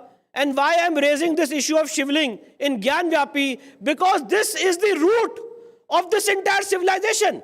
We cannot imagine a nation without a Gyanvapi. We cannot imagine a nation without a Krishna Janmabhoomi. We cannot imagine a nation without Bhoshala. We cannot imagine a nation without our temples. We cannot imagine a nation without the Hindu civilization. This entire nation will not be a nation, will not be secular if Hindus are not in majority. This nation is only secular because Hindus are in majority. And that's why I'm raising this issue on this, before this August gathering, on the issue of Gyanvapi and the shivling. On 16th of May 2022, we found the shivling in the Gyanvapi. And it is not that we just said that it's a shivling. We confirmed it, we believed on our conviction, and we said it's a shivling. The Honorable Civil Judge Senior Division sealed that shivling on the same day, on 16th of May 2022. Therefore, the matter traveled to the Supreme Court directly. From the order of Civil Judge, directly the matter traveled to the Supreme Court. My Lord Honorable Justice D.Y. Chandrachud, as he then was, on first time in the Indian legal history, the order of Civil Judge Senior Division was subsumed in the order of the Supreme Court, and the Supreme Court said that that area will be kept sealed. After that, we said that let the shivling be excavated without even touching it. There can be an ASI survey of the shivling. Therefore, we can know that whether it's a shivling or a fountain. The Allahabad High Court gave a landmark verdict so far as the ASI survey of the shivling area was concerned, and that judgment was ultimately stayed by the Supreme Court of 19th of May 2023. And till date, despite repeated requests, despite repeated applications, that issue of ASI survey of shivling is still stayed by the Supreme Court. So the question is that today we have punished Nupur. But the question is that the question which was raised at that point of time, and the entire country was in a debate that whether it's a shivling or a fountain. You must be shocked to know that which were the persons who approached the Supreme Court. It was a community which said that it's a fountain. They only approached the Supreme Court and got a stay over the judgment of the Allahabad High Court. If they were so much thorough with their research, and if they believed that what they are saying is a fountain, then there should have been an ASI survey of that area, that structure which we found on 16th of May 2022. And it's out of 12 Jyotirlings, 5 Jyotirlings are Swayambhu. And out of 5 Jyotirlings, the very first Jyotirling is Gyanvyapi. And therefore, this is a root, and it is very, very necessary that we get it recovered. अभी recently मैं अपनी family के साथ Somnath temple गया था. अगर आप सब लोग सोमनाथ टेम्पल गए होंगे तो सोमनाथ टेम्पल में आपने देखा होगा that there is a arrow which says that यहां से लेके पृथ्वी के साउथ पोल तक एक कण भी नहीं है जमीन का. और ये 7th सेंचुरी में वहां पे लगाया गया था. अब मैं पूछना चाहता हूं सारे लोगों से, सारे बुद्धिजीवियों से, ये बताइए 7th सेंचुरी में क्या कोई सैटेलाइट थी? कैसे पता चला था हमारे पूर्वजों को कि यहां से लेकर पृथ्वी के अंत तक जमीन का एक कण भी नहीं है? और इसीलिए these temples are not just temples. These temples are a symbol of our civilization. These temples are a symbol and a message of cultural unity. These are the temples by which we all grow. These are the temples by which we get energy. And the center of energy, let me tell you, is Gyanvyapi. The center of energy is Krishna Janmabhoomi. And these are most pious things which have to be reclaimed. And the legal battle and struggle is going on before the Supreme Court and the High Court. Every day we are fighting, we are continuously fighting against these odds. But the question is that whenever we fight against these odds, our entire battle, there is an entire group which tries to paint our battle with a brush of communal flavor. It is not a question of communal favor. It is not a battle. It is not a question of Hindus or Muslims. It is a question that it's completely legal. And these questions which are today before the court and before all of you is completely having lot of research. With lot of sense of responsibility, I am saying that these are the questions which do not have any emotions.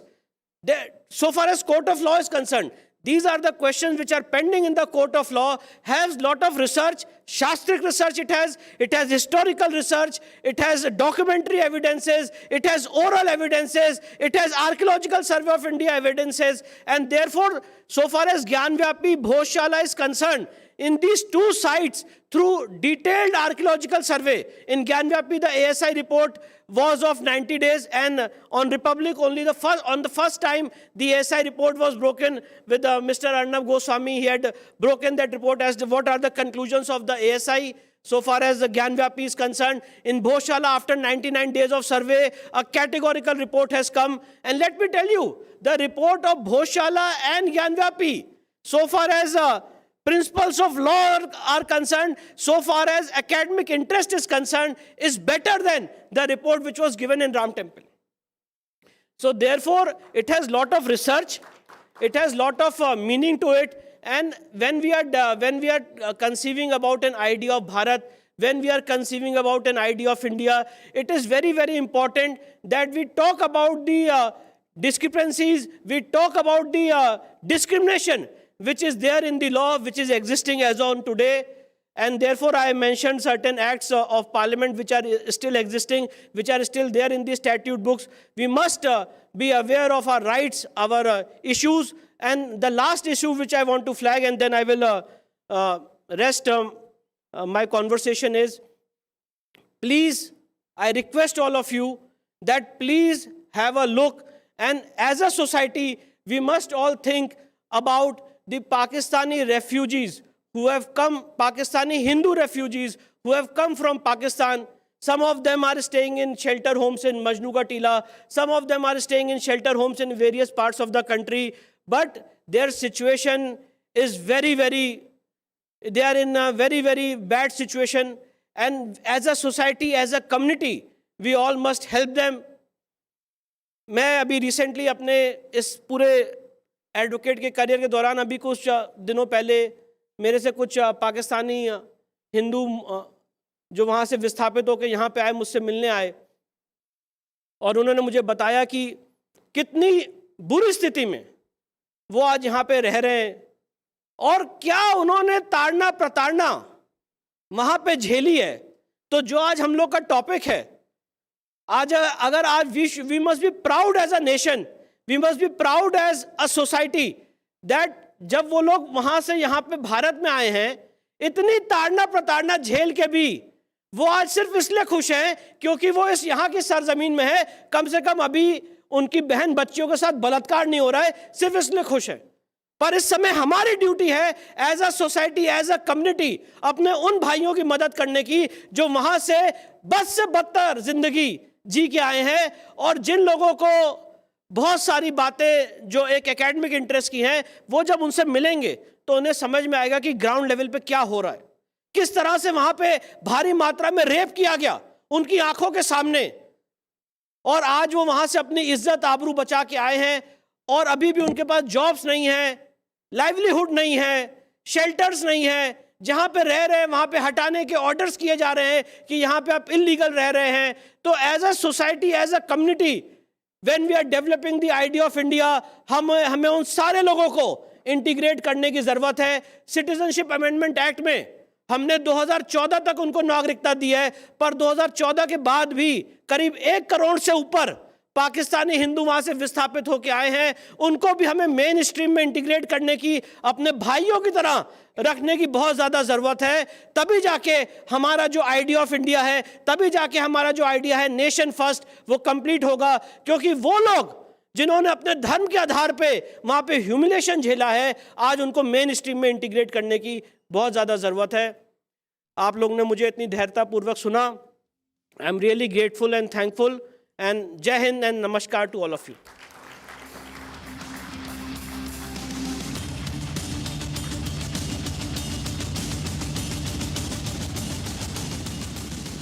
Thank you, Vishnuji. That was a very insightful session. I think one thing that we're going to take away from your address today, where you said that you can always ignore an idol, but you cannot ignore his existence. Thank you very much, sir. Beautiful session there. With that, we move on, and I request all our guests or our viewers who've come here to watch us to please be seated. There are many more sessions that have been lined up. And I request you to please put your phones on silent mode. With that, we move forward, ladies and gentlemen.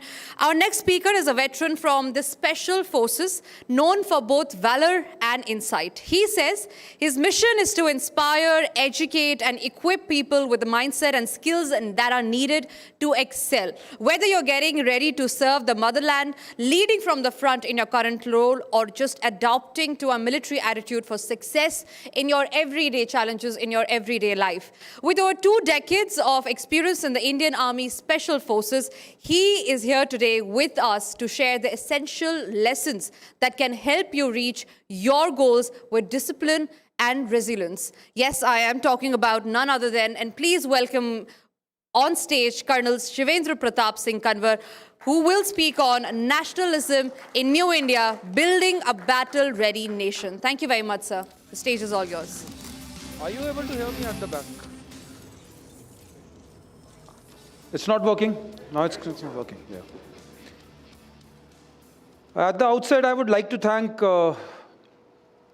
Republic TV for inviting me for this Nationalist Conclave. It's a very heartwarming kind of feeling for me, because the speakers over here have talked about nationalistic fervor. I will tell you, I come from a clan of warriors. My forefathers, I'm the 4th generation in the army, so it was never by chance that I ended up in the army. And I chose to be a Special Forces soldier and an officer for very specific reasons. Because majority of you over here are young, I will draw corollaries from what I learned in the Special Forces, my dreams as a young man, what I learned over time in my service career, and now, how do I implement those in my time as an entrepreneur, as a budding entrepreneur, learning throughout the way. The Special Forces training is the hardest training known to man. You can be best of cricketers, athletes, you can be anything. But the point which needs to be understood is you perform, your body and mind performs well when it is given two things. A lot of things to train on and a lot of rest and nutrition. In the Special Forces, the last two things are taken off. So when you perform a job, when you perform a mission, there are no retakes, there are no second chances. You are inside a battle zone of your own. We were 2 squads. A squad is the smallest unit of a Special Forces unit. 6 guys. Trained in weapons, trained in explosives, trained in navigation. It's a self-contained fighting unit which can survive any onslaught. We were 2 squads deployed in South Kashmir. I'm not telling it, it's not a story, it's a reality which I tell you now. When you talk of brotherhood, when you talk of nationalist conclave, you must understand where I come from. How do you feel like losing the men? In South Kashmir, it was 2 decades back. I was a young lieutenant with 23 years of age and around 5-6 months of service. Till the time you're not blooded, till the time you have not killed a terrorist, you're not given the Special Forces badge in Special Forces. You need to earn it, and you need not earn it. My father was a Jammu and Kashmir Rifles officer. I volunteered for Special Forces. You don't get it as your parental claim. You need to earn that maroon after undergoing training. So coming back to the story. So we are 2 squads, one led by a junior commissioned officer and self in 1 squad. It was a generic input. Village happened to be someplace in South Kashmir. 2 decades back, it was raining fire in J&K. What you see now, it's still mellowed on. It's because of the security forces, what the situation we see is, it's still very normal, I would say. So we went for the operation, and what happened was that of that generic input, because we always operated in very few numbers, we went straight away to search the houses. There was no Rashtra Rifle support for us, there was nothing. We went, 1 squad went under the JCO to 1 house, and I went to the other house. When I called out the house owner outside, he told me there are 2 terrorists inside. With those 6 men, whatever I could muster, I put the inner cordon and stops. We didn't have the luxury of inner or outer cordon or a lot of people, because Special Forces operate like that. It's not a traditional infantry unit with a lot of strength. So we did that thing, and if you see the demography or the pattern of layout of the village in J&K, you'll find especially in built-up areas, the houses are so close that even if you're trying to cordon 1 house, you need to cordon 3 houses. So with only 6 guys, we did that. When I was placing the scouts and came back to the position, I was behind a boundary wall where I was aiming for the windows or wherever the terrorists might come from. The terrorists opened the window and they fired indiscriminately. So there, a boundary wall in front of me, I retaliated with the fire. They jumped out of the window and approached me. I fired back. They turned their direction and went towards 5 meters away where my buddy was. Because my primary arc of weapon went towards his direction, I was supposed to stop the fire. I stopped it, but I could not see the response of my buddy firing back at him. In the meantime, the terrorists climbed that boundary wall because it was a small one, and then they vanished into the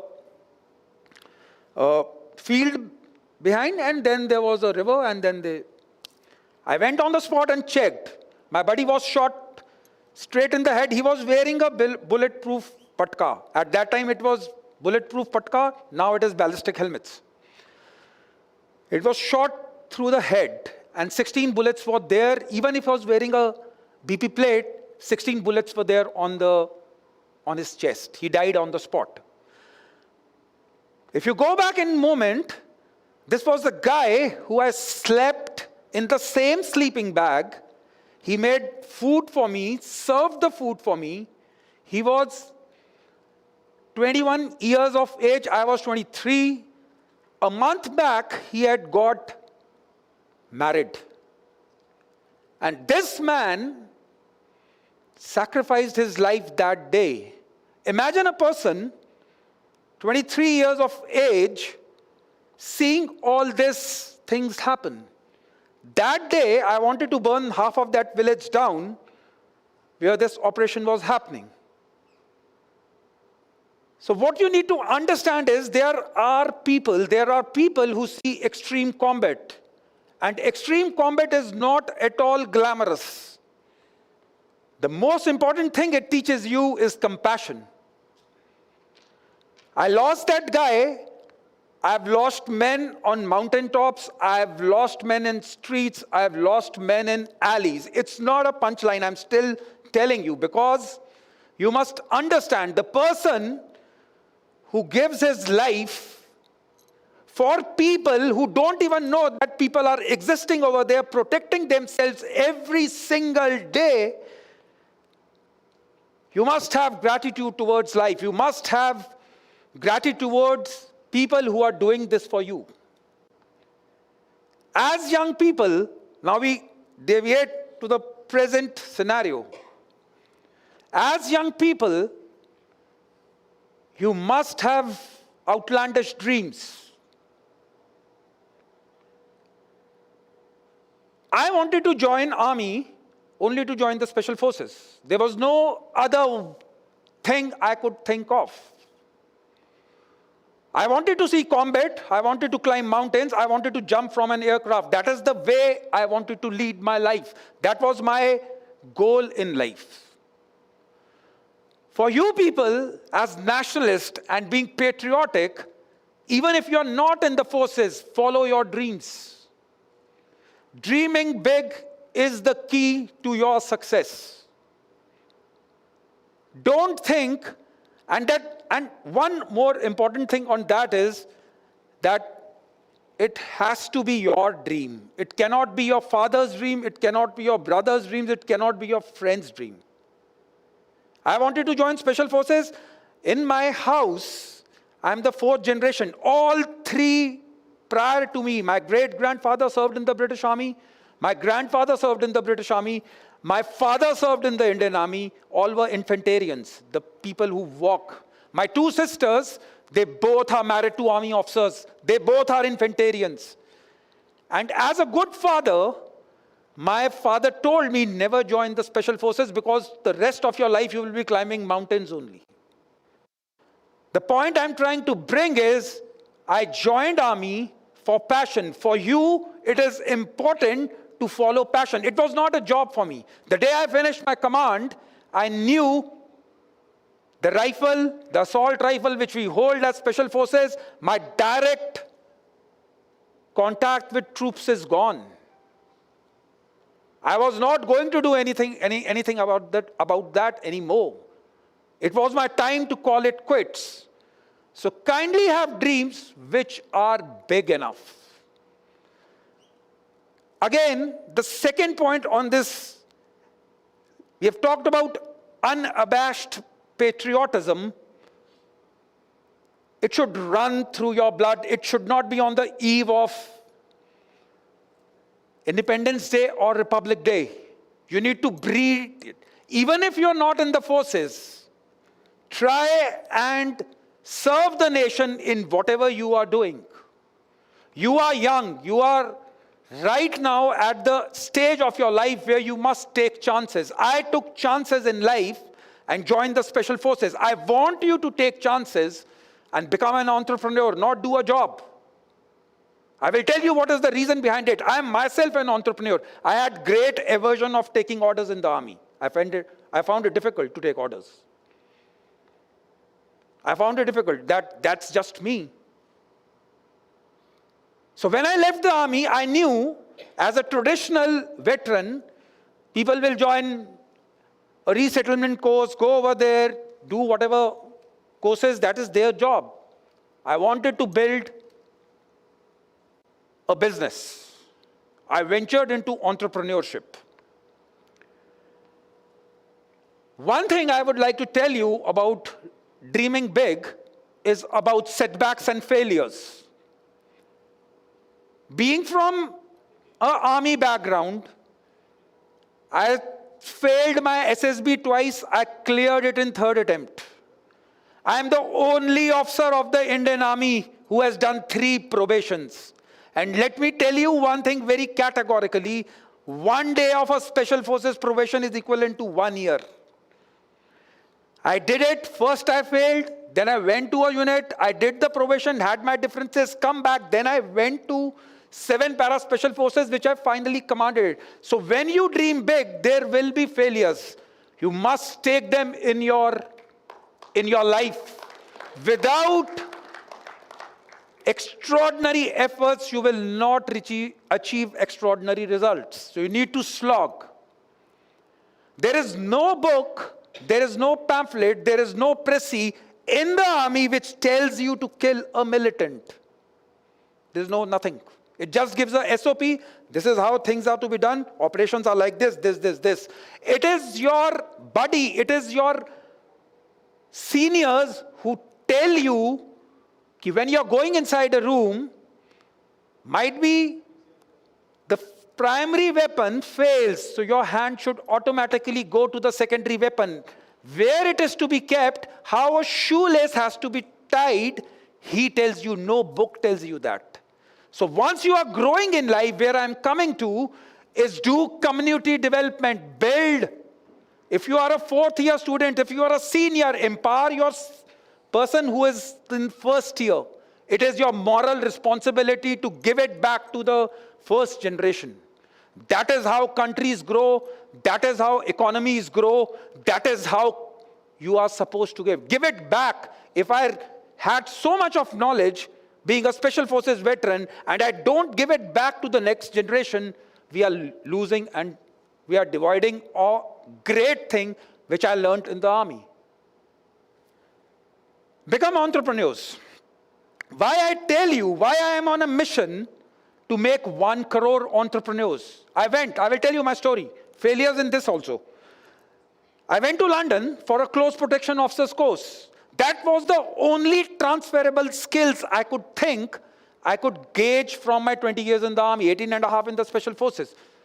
I went. I have not seen anybody going to London for a close protection. It's a niche course. I came back to India.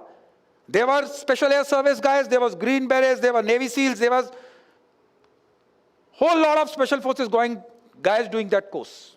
We did that course, came back to India. I did some work over there.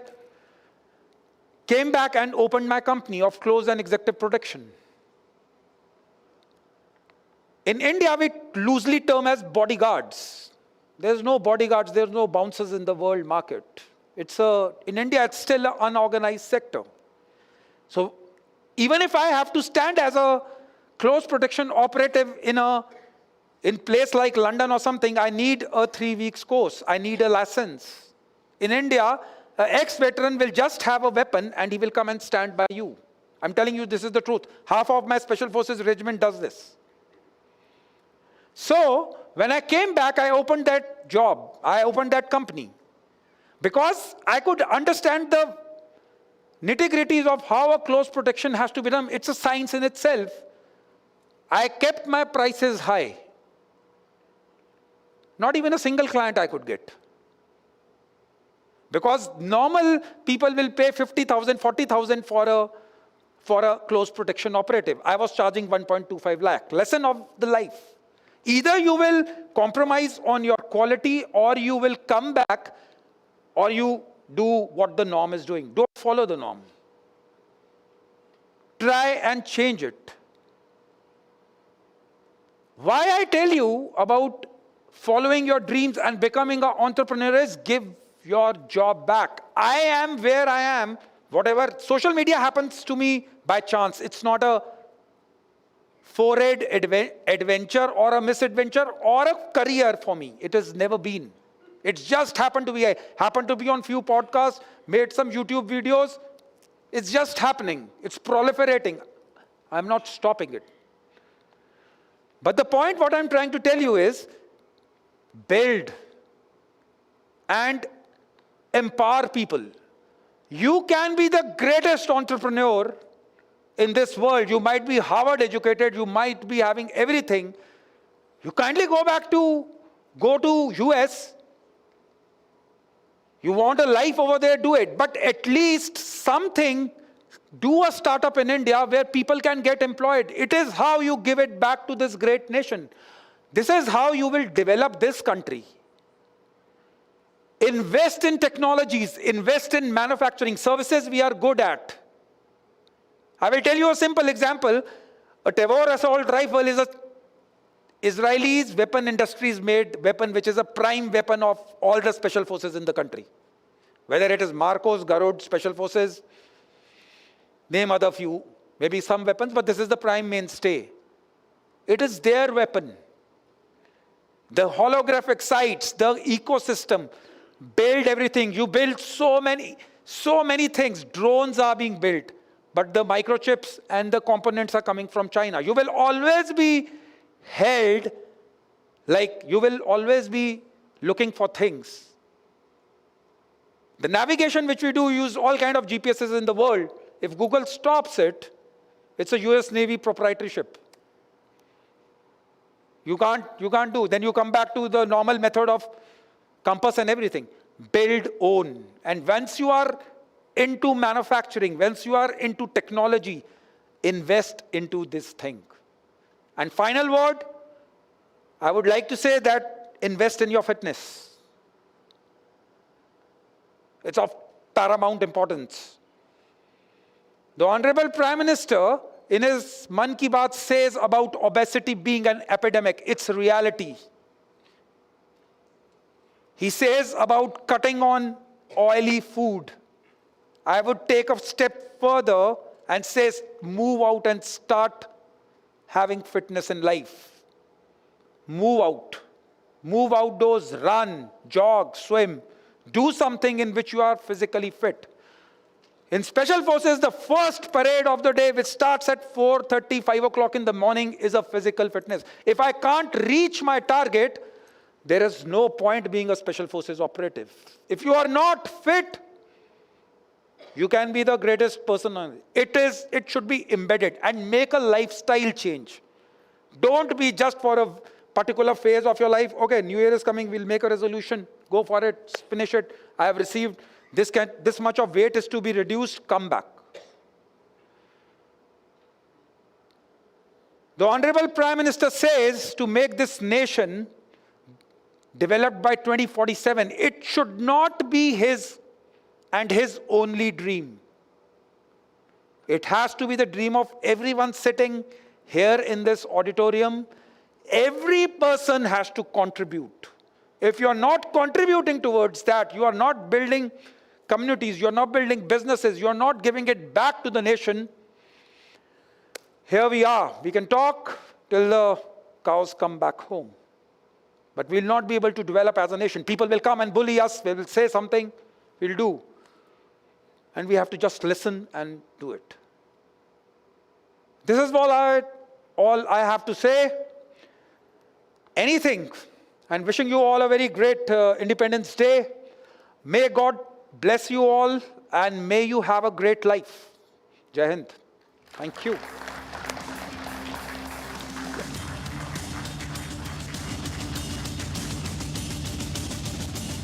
Thank you very much, sir. An excellent session there. And before we move forward to our other guest, ladies and gentlemen, I would like to announce our sponsors for the evening. This third Nationalist Conclave has been co-powered by Gallant TMT, Rebars and Cement, Nirman Ka Real Hero, JK Tire, Desh Ka Tire, Apna Jobs, India's leading job apps. Thank you very much, sir. Request our audience to again, please be seated. Please take your seat. We have two more guests lined up before we end this conclave and very interesting sessions ahead. We are moving forward now to the next guest that we have lined up for you on this edition, ladies and gentlemen. Next up is a prolific author and commentator who has shaped narratives on leadership in the Indian politics. He is the founder of the Ramayana School, which explores life lessons from Ramayana today in these modern times.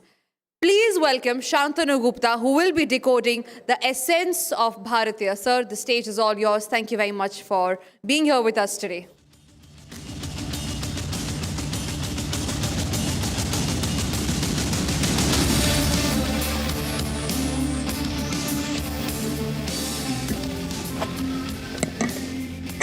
Namaskar, everyone. Am I audible? Okay. I think, first of all, thanks to Arnab Goswami, thanks to the phenomena called Republic that he has created over years. I think what I delve for next 10, 15 minutes is the modus operandi of the opposition, of the West, of the left, or whoever you think is the opposition. Their modus operandi is that make the Indians, the Sanatanis, the Hindus feel low about them, right? Make them feel low about their self-esteem. If they wear a dhoti kurta, if Shantanu wear a dhoti kurta or a tika, are aap to sangi hai. You are a majoritarian, right? I'll quote an example. In 2023, I was doing a fellowship in Oxford. And the session was on secularism. And the college I was in, the name of the college was St. Cross College. And the room I was in, St. Cross room. And there was a picture of Jesus Christ there. So I just objected to the teacher that, are we really studying secularism here? And I just pointed out to the statue. She did not realize what I'm saying. It was a small classroom. She said, no. She tried to kid me. No, it's not about this classroom. It's a larger debate. But I said, yesterday I saw an official church of University of Oxford. She said, no, it's not about Oxford. Listen, you have 32 colleges. And every college has a chapel. When I go to the website of the college, I can see when is my physics class. I can also see when is the mass. Every college has a chaplain. Every college has a mass group. So are we really studying secularism here? She again tried to kid me. No, you are getting stuck in like normal like the logistics. Then I asked her. Last week, then we went to the parliament. He said, your country has official church. And they call Narendra Modi is a Hindu Prime Minister, Yogi Adityanath is a Hindu Chief Minister. Do you know, I don't know how many of you know, just raise your hand. In the upper house of UK Parliament, like Rajya Sabha of us, they call House of Lords, they have 22 positions reserved for the priests of Church of England. Can you imagine that? It's almost equivalent to, tomorrow Narendra Modi says, we have 13 akhadas, which came to Kumbh recently. And from all the 13 akhadas, I am giving this choice to akhadas. They can appoint 2 people and they will all by default go to Rajya Sabha. Oh my God, heavens will fall if that declaration will happen tomorrow, right? And the people who are from Oxfords and Cambridges are teaching me secularism. In their upper house, they have 22 positions reserved from time immemorial, and we are fine with it. And they are teaching us. Have you seen the oath from Trump to Obama to Biden? They took oath on Bible.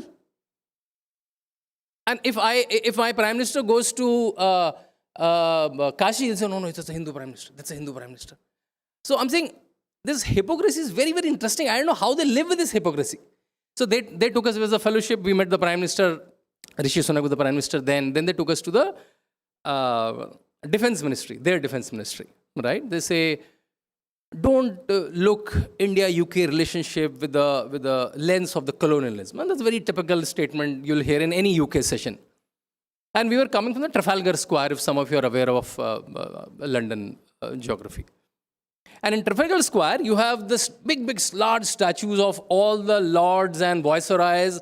And you know what's the placard there? He won Punjab for us. He won XX Madras for us.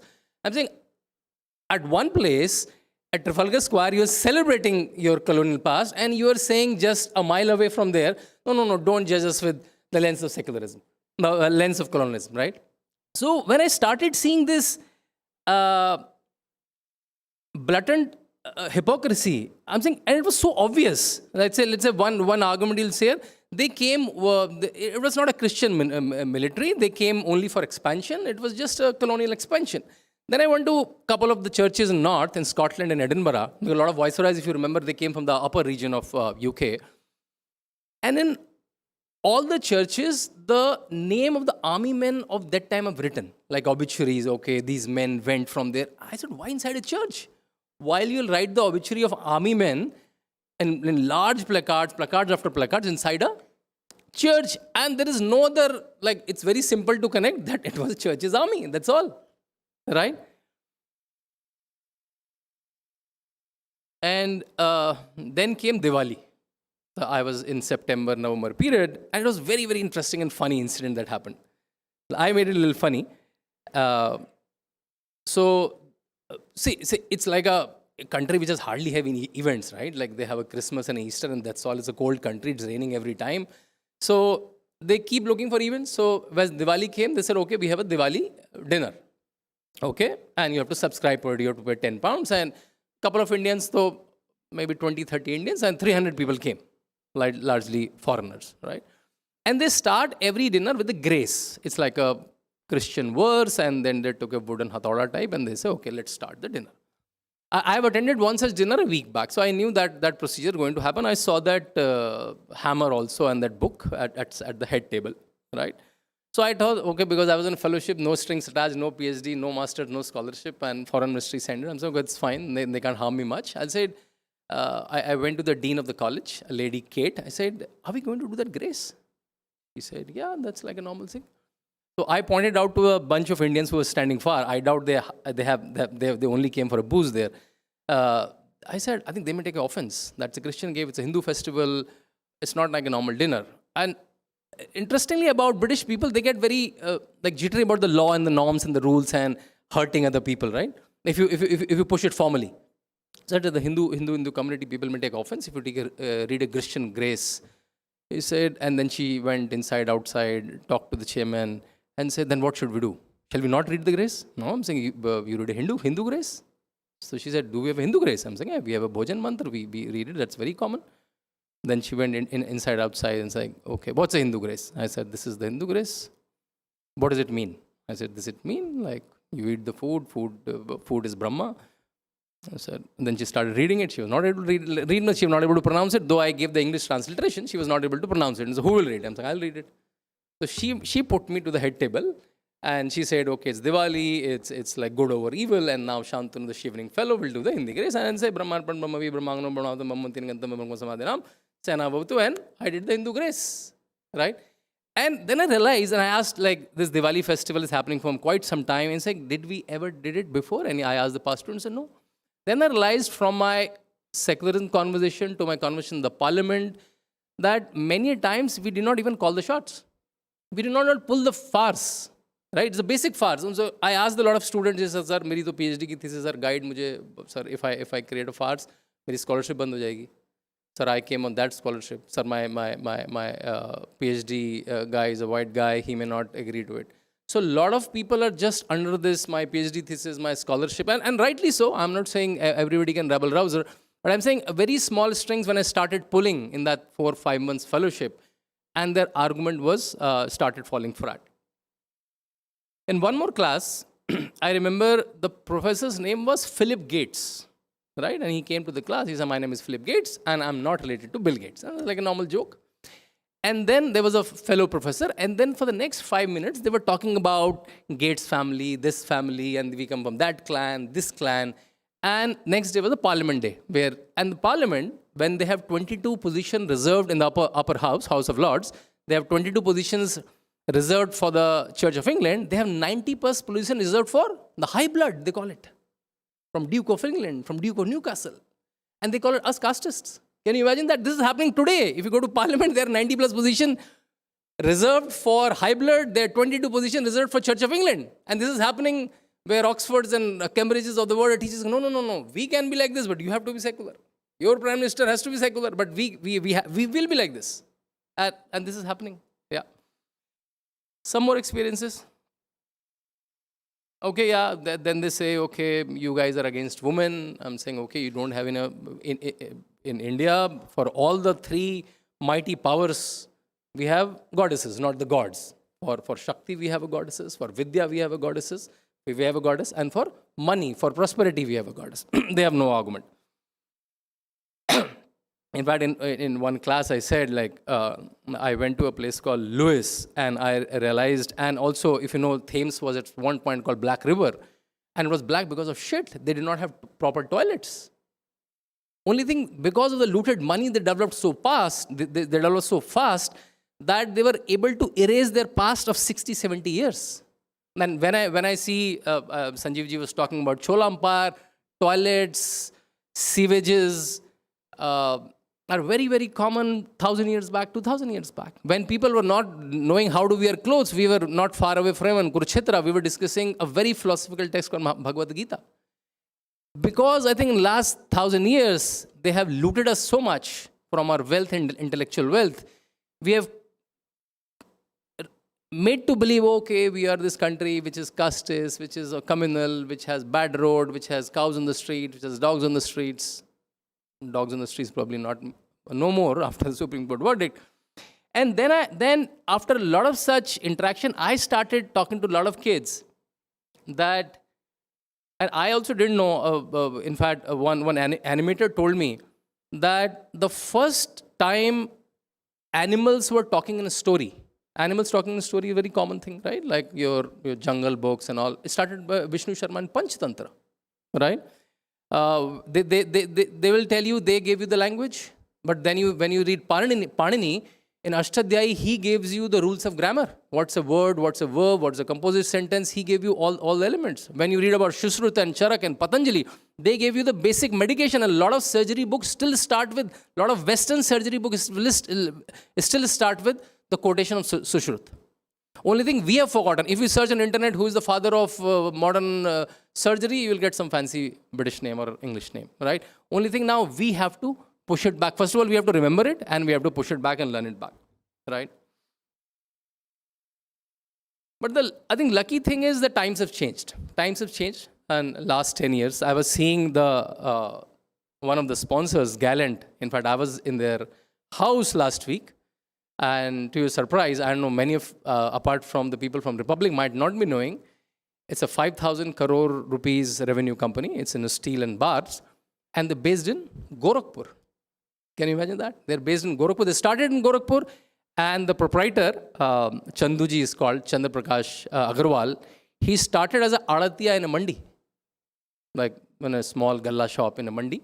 And then he moved on to flour mill, then he moved on to steel, and then 2006 he went public, and now he's a 4,000 crore rupees company. So I think times have changed, we have seen that from books to movies to TV channels to some phenomena like Republic, from rebuttals, from someone like, in bureaucracy, someone like Sanjeev Sanyal, in army we have amazing set of people, when you have lawyers like Vishnu Jain, we are reclaiming our ground. We are reclaiming our ground, and we should know it how we are doing it.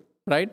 I think, to my mind, when I was debating Ram Mandir and Republic story or Aziz story in 2017-18, I always said it's a TV debate. It'll start as a TV debate, it'll end as a TV debate. But today we are sitting when Ram Mandir is there, 370 is abolished, many temple corridors are coming, we have CA, we have UCC, light of UCC coming, we are the 4th largest economy. When I go to US and UK, they're still rubbing those cards in and out, ki sir, ye nahi chalega, wo nahi chalega. While talking, I can quickly transfer 10,000 rupees to my wife, sitting just here, right? We have the most advanced system, and we have TV channels as big as Republic. My friend, my physics wala, they just bought a big car, and when they bought the big car, it first go to temple. And the next day I saw the Chandrayaan was going up, and a lot of parts, the scientists took them to Tirupati. So I think this is a very interesting combination, and which West is not able to digest. See, the whole world is Islamic or Christian. For them, it's a subscription war. And we are kind of a sore in the eye. Ye kaun log hain yaar? Ye kya hai? Matlab, what is this ajeeb country, right? Where they can go to Chandrayaan also, and they still do some cult kind of pujas, which we can't understand. So we are kind of becoming sar in the eye ki ye, and we are still the 3rd, 4th largest economy and vying for the 5th stop. I think with this phenomena, which I noticed in Ayodhya on 22nd January 2024, that how times have changed and how elements have changed. So I was doing the commentary with NDTV that time, and all the channels have made their sets next to the Saryu, right? In the Ram Ki Peri, there was a cement structure, and all the channels, it was all TV channels there. And in the river, government has made an arrangement of large screens where you can watch while it's happening, right? While the Prime Minister, the Chief Minister, the Governor are doing the ceremony. And we didn't know the statue, it was a curtain there. And as the statue, as the curtain was unveiled, we all saw that beautiful statue of Ram Lalla. We all were teary-eyed, and a beautiful thing happened then. A helicopter flew by the government, and it was showering rose petals on all the people who were standing near the ghats. And next to me was Saryu, and a lot of flowers, a bunch of flowers fell there, and the bed next to me was red. And it gave me a juxtaposition that this is not the first time Saryu became red. Saryu became red in 1990s also with the blood of Ram Bhakts when Mulayam Singh Yadav shot at them. Saryu became red again with the flower petals showered at them. So that's why then I realized times have changed. And with this, I want to end what Prime Minister said. It's a long couplet. I'll just read the first line, that yahi samay hai, sahi samay hai, Bharat ka anmol samay. And to all the young people here, I think just capture this sahi samay and take wings and join this bandwagon. And there cannot be a better time than this to do anything individual, anything nationalistic. Thank you.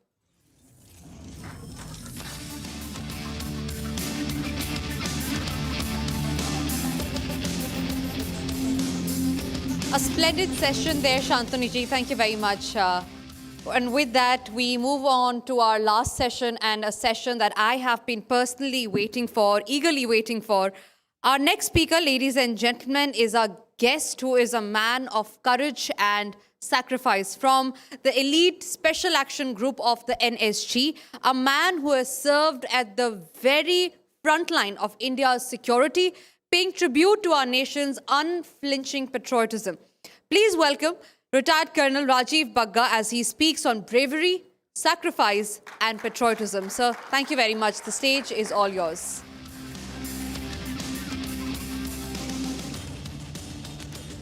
I hope we all are not tired. Yes or no? Jai Hind. Good. As the host was saying that she has already introduced me. I am Colonel Rajiv Bagga, and I have spent 32 and a half years, glorious years, in Indian Army. Wonderful years, blessed. I'm a former Black Hat Commando officer, spent 2 decades almost in J&K combating terrorism, hunting them. The psyche of the soldier is same what Colonel Shailendra also spoke. Certainly, I am not going to repeat the same, but you will invariably find the soldier always think in a similar way. And along with this, I'm a jungle and mountain survival expert and ultra-marathoner till date. I'm going to speak about bravery, sacrifice, and patriotism. Suddenly, these 3 words are interconnected like a chain. Has to be. You will become brave if you are patriot. The jazba of their patriotism, if it is existing in you. With my few stories, or a short stories, or something about a short story about the Great War, I'm going to prove it. Well, I start, the first thing I talk about, in most of the forum, many people ask me, sir, where are you from? I all the time say, I am an Indian. I don't speak about what province. That comes later.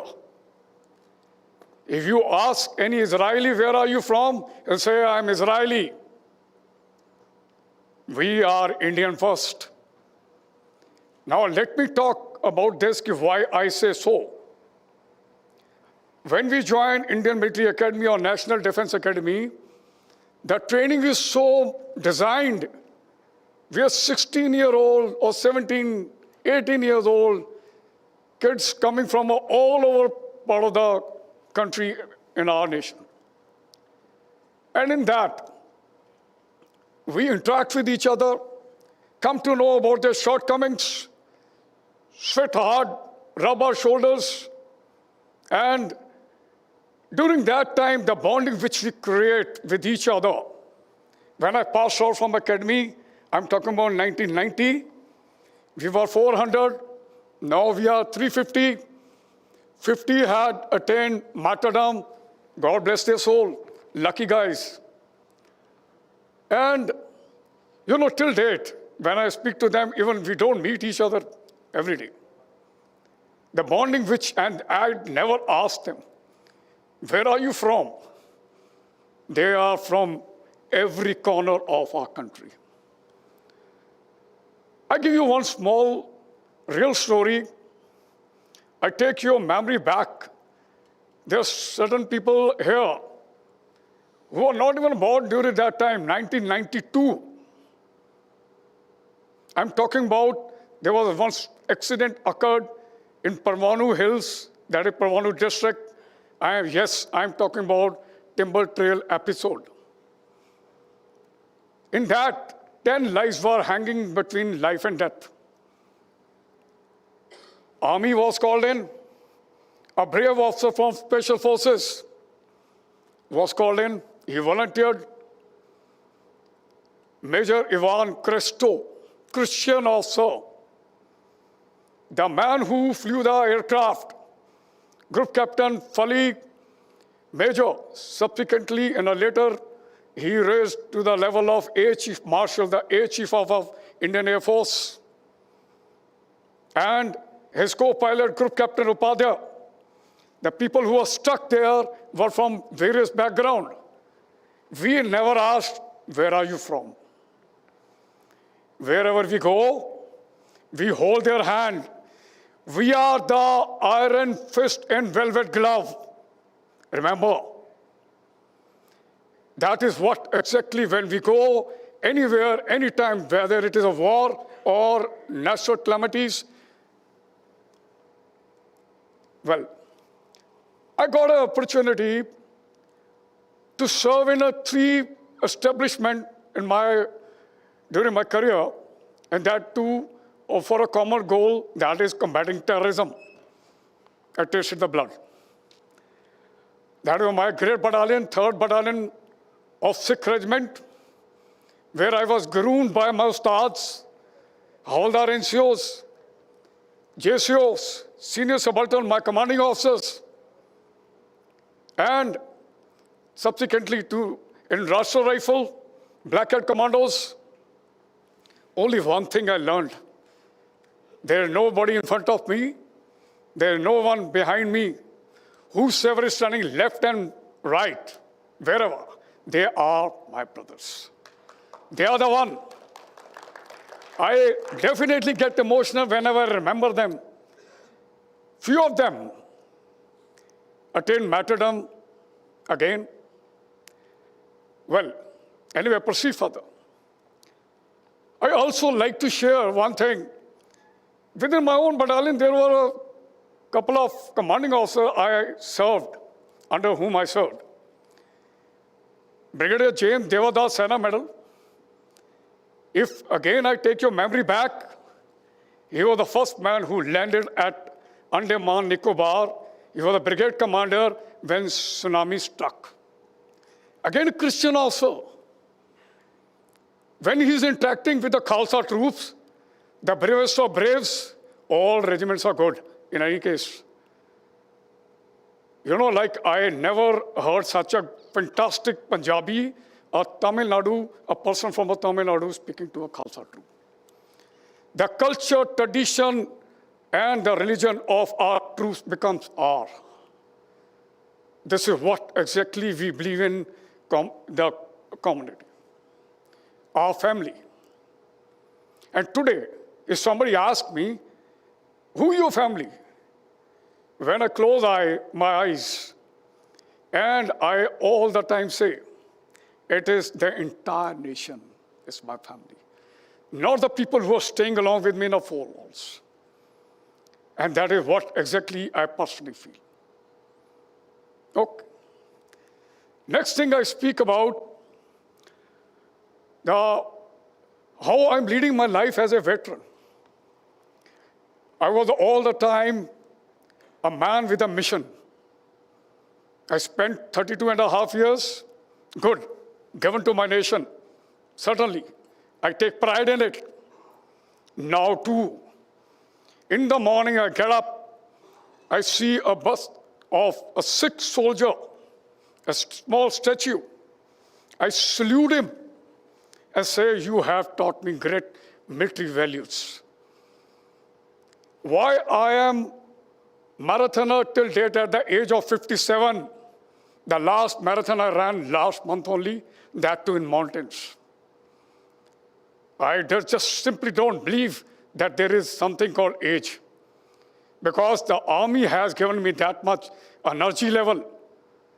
When I recollect the siksha of my ustads, the Khalsa troops, or when I was in NAG, in Black Hat Commandos, the only thing they used to say, Sahab Badr, aapne abhi sirf 40% diya hai.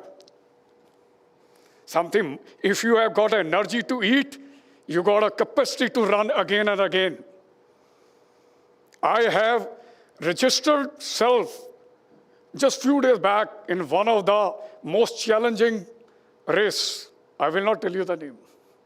Probably I'm going to be the oldest one, and I will compete.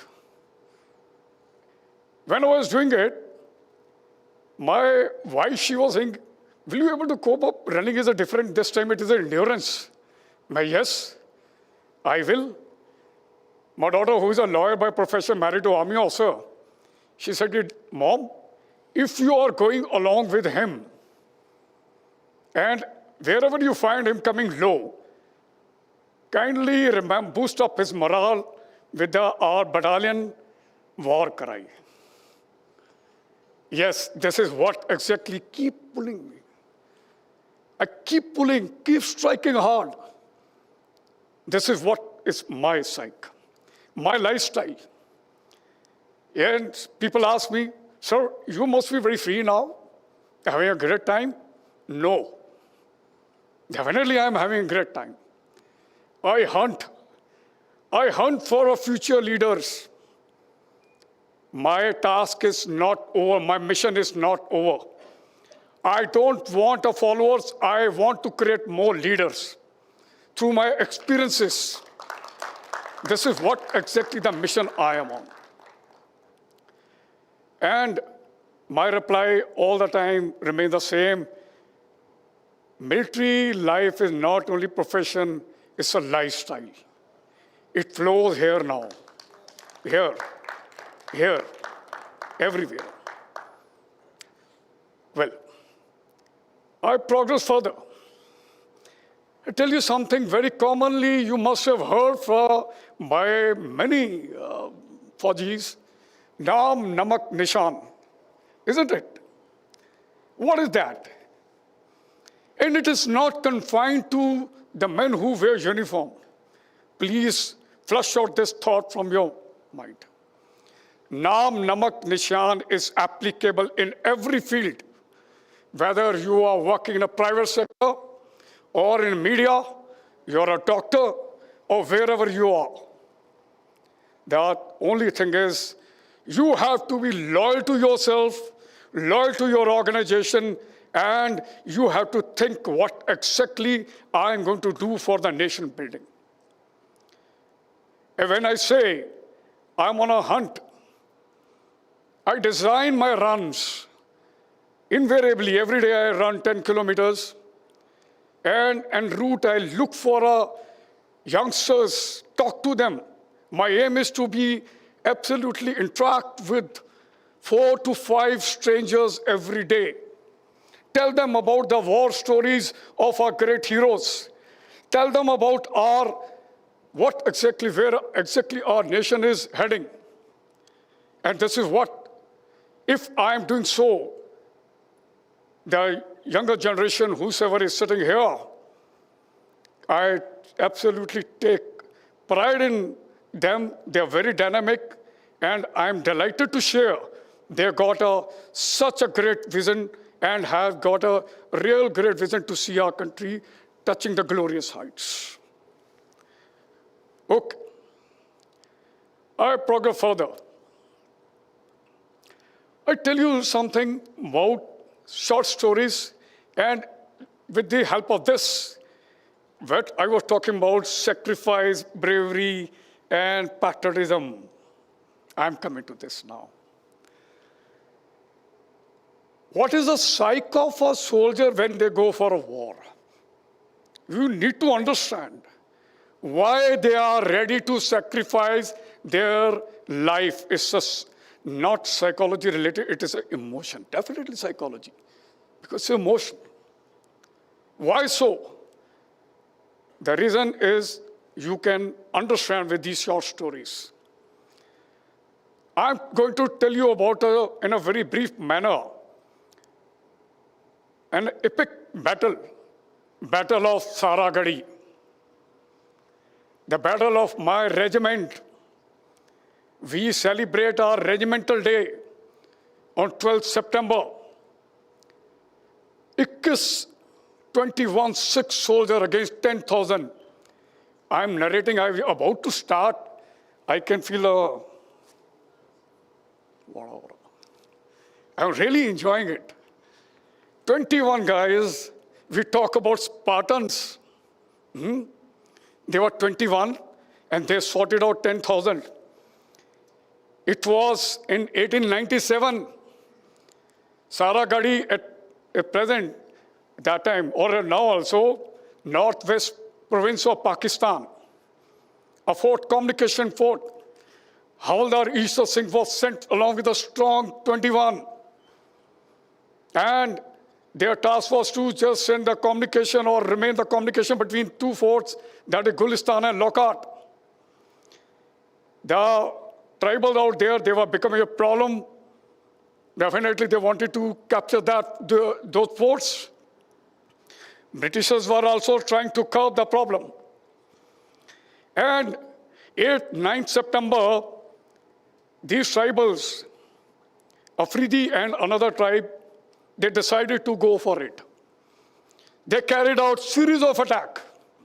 All were repulsed. But on 12th September, they managed, or they were succeeded to isolate these forts. Havaldar Ishwar Singh was told by his commanding officer, you withdraw. No. The bravery and sacrifice and patriotism is there in every Indian army soldier, JSO and officer. ये मान लीजिए आप. Okay. He refused to surrender. He chose to attain martyrdom there along with the 21 men. The fight started. They were outnumbered. They're short of ammunition. Guthum Gutha ki ladai. And whatever came in their hand, they started. Finally, they attained martyrdom. When the reinforcement was sent after 2 days, though the fort were recaptured by Britishers, they counted 600 bodies inside the fort. 21 आदमी, 600 and 1,400 were injured. That tribal, they accepted it.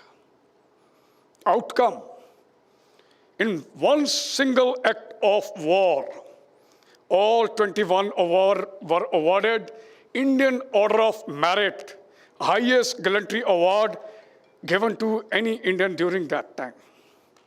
Standing ovation was given by House of Commons.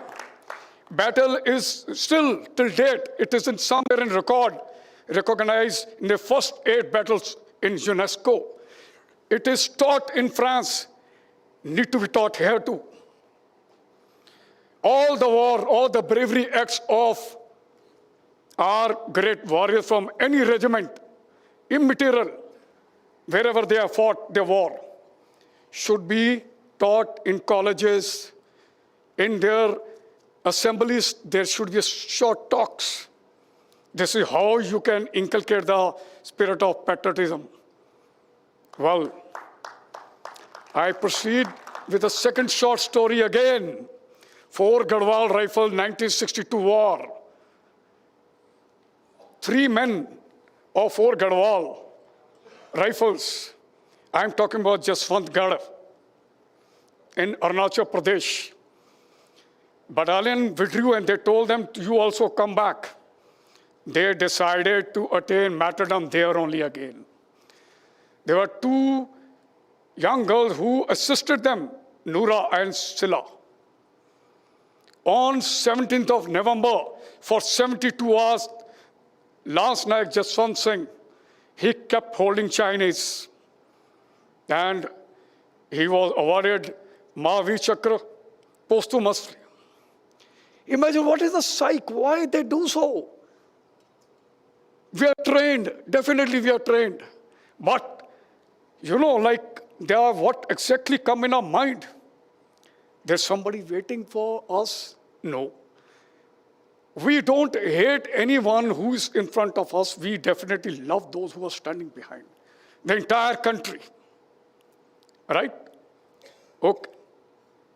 And again, at the same time, I'm convinced that bravery acts are not there in the blood of the men who wear uniform.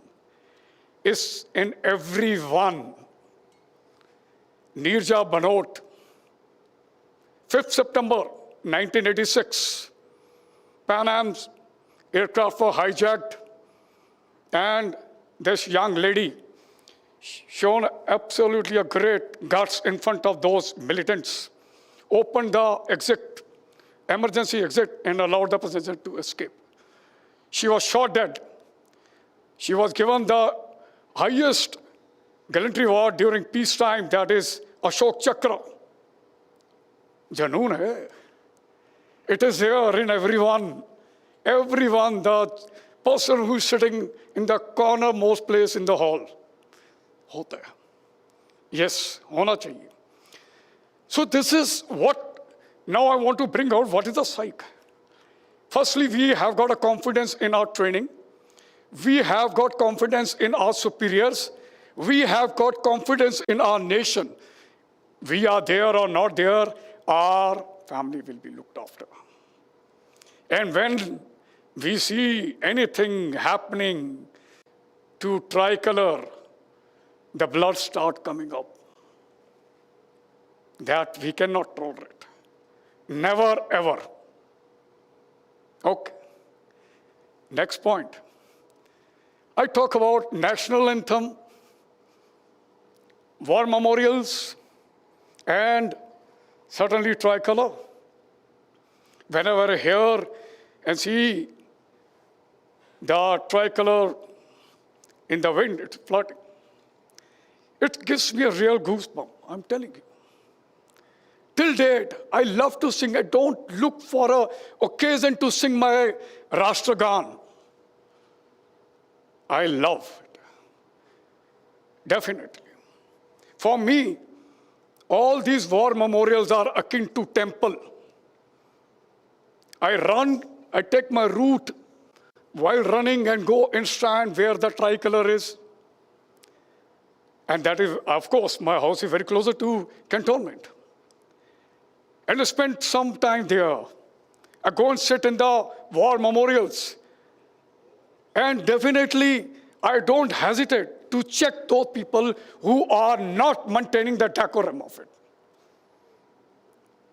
I tell them, this is a temple, this is the war memorial of the great soldier who has lost life in the line of duty for you. You can't afford to do this. Yes, you have to do this, you have to check this. That's not a public park, it's a temple. Well, okay. Next thing, I come to another good thing which I like to highlight here. That is, throughout the life when the child is born, put in a good school in our country, he sing national anthem, participate in all type of a fancy dress competition on national days, goes for higher academics, and suddenly I don't know what happens, what compulsion comes.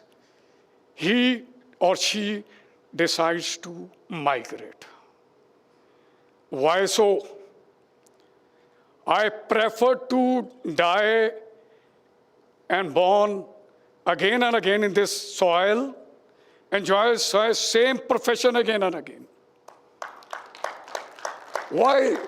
The country is rising, country has given so much to you.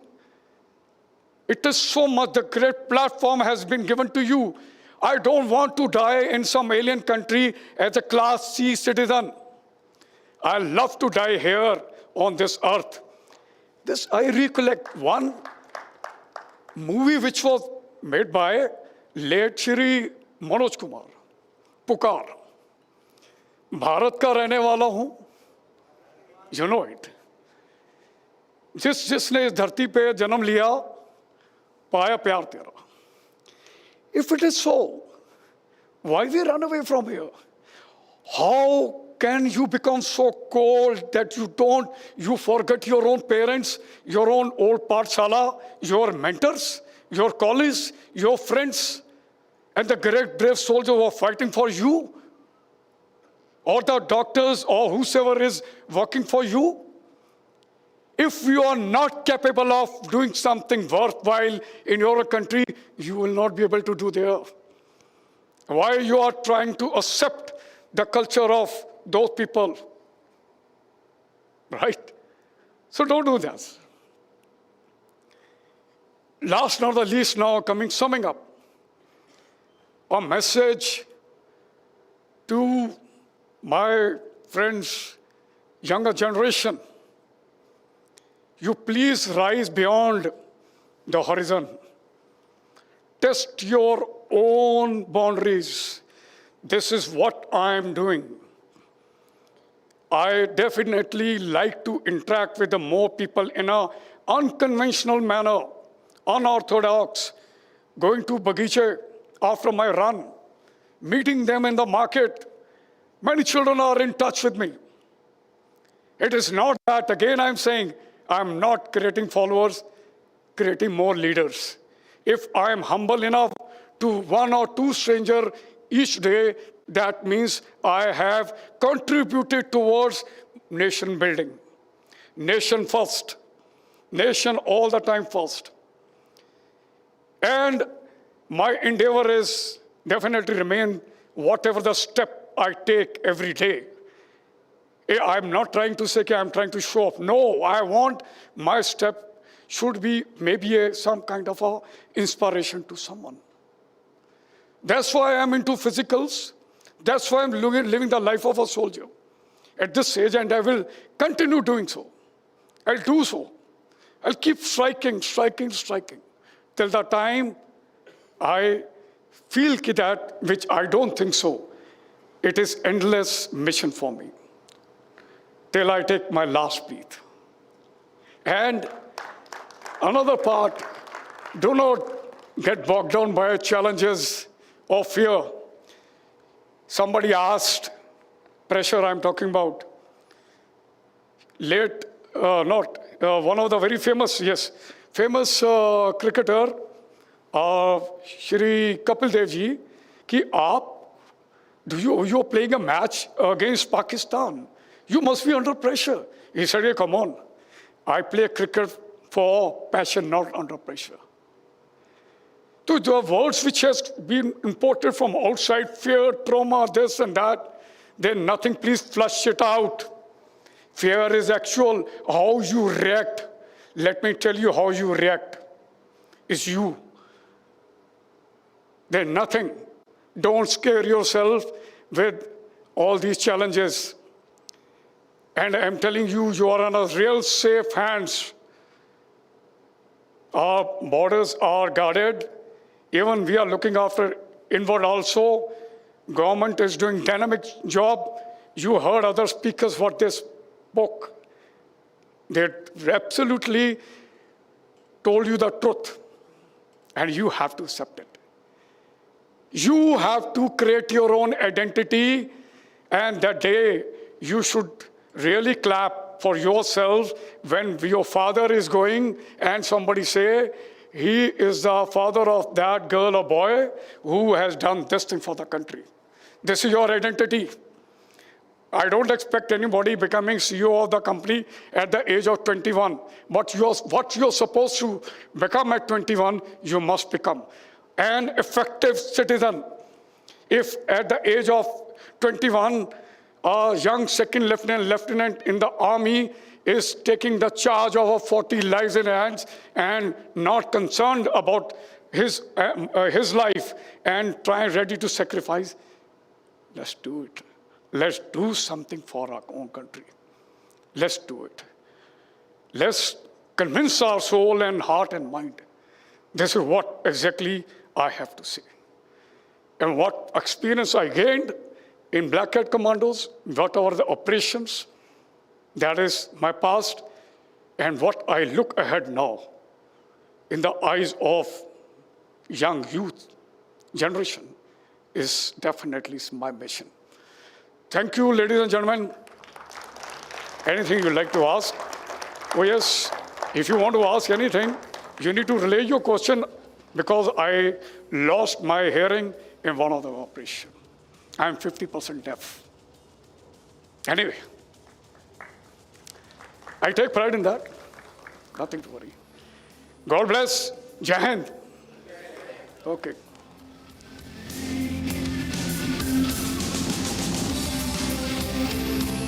Thank you, sir. Very, very enriching session there. Thank you very much.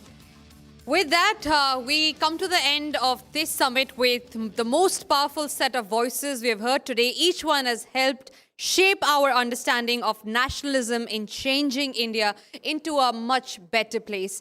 Before we close, a heartfelt thank you to all our speakers, our organizing team, and you, our wonderful audience. Thank you for being with us. Thank you for being very patient, in fact. And please stay with us because I have an important announcement to make. One short announcement. Yes, sir.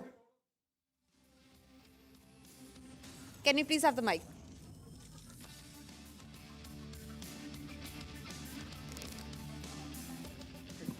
You have given me mic now. Okay, D.K. Bakshi is my name. I am part of the Indian diaspora. First time to be here in Republic. When I was hearing all these speakers today, and it's not that I am not fan of other speakers, but the army personnel, what they shared here, I think we all need to give a big round of applause to the military and the army leaders who spoke. My question to you is, that is what actually the subject was. Trump has dictated a bloody war against India. He is today acting funny and making all of us miserable. You are an army officer, and many army officers who were here, you are the most disciplined people in the world. Proud, and I salute you. Why can't we as a nation under this national collective give response to that war? Because when the war comes to us, it just comes all of a sudden, instant. Am I right? Now, when we are in this war, why can't we take this country into a war situation saying that let us get together and give response to Trump, what he can do? But that would need power of positivity, which you have shown, power of perseverance, power of persistence, power of pagalpan, which you showed. Am I right? Yes. Power of partnerships, which you showed, power of passion, which you showed, and power of pride, which you are still carrying. Am I right? Tell us today in this national collective, what should this country do to tell Trump, Mera Bharat Mahan, I am going to be ruling the world. वही आपने मनोज कुमार की बात की ना? Absolutely. Tell us. I am highly impressed by the question. Thank you, sir. And, As I said that our country, and the previous speaker also said that हमारा इतिहास जो है बहुत तगड़ा है. We face so much brunt in our life. You know, Mongolians, they tried to enter our premises 8 times and we sent them back. Pakistan is a total shameless parrot who has become parrot now in somebody's hand. You know, in all war, 48, 65, 71, Kargil, and even now also Operation Sindoor, they are celebrating their defeat. Somebody is trying to glorify himself by becoming field marshal. Somebody. And immature person, I don't call him a person in uniform, definitely. He lacked military ethos.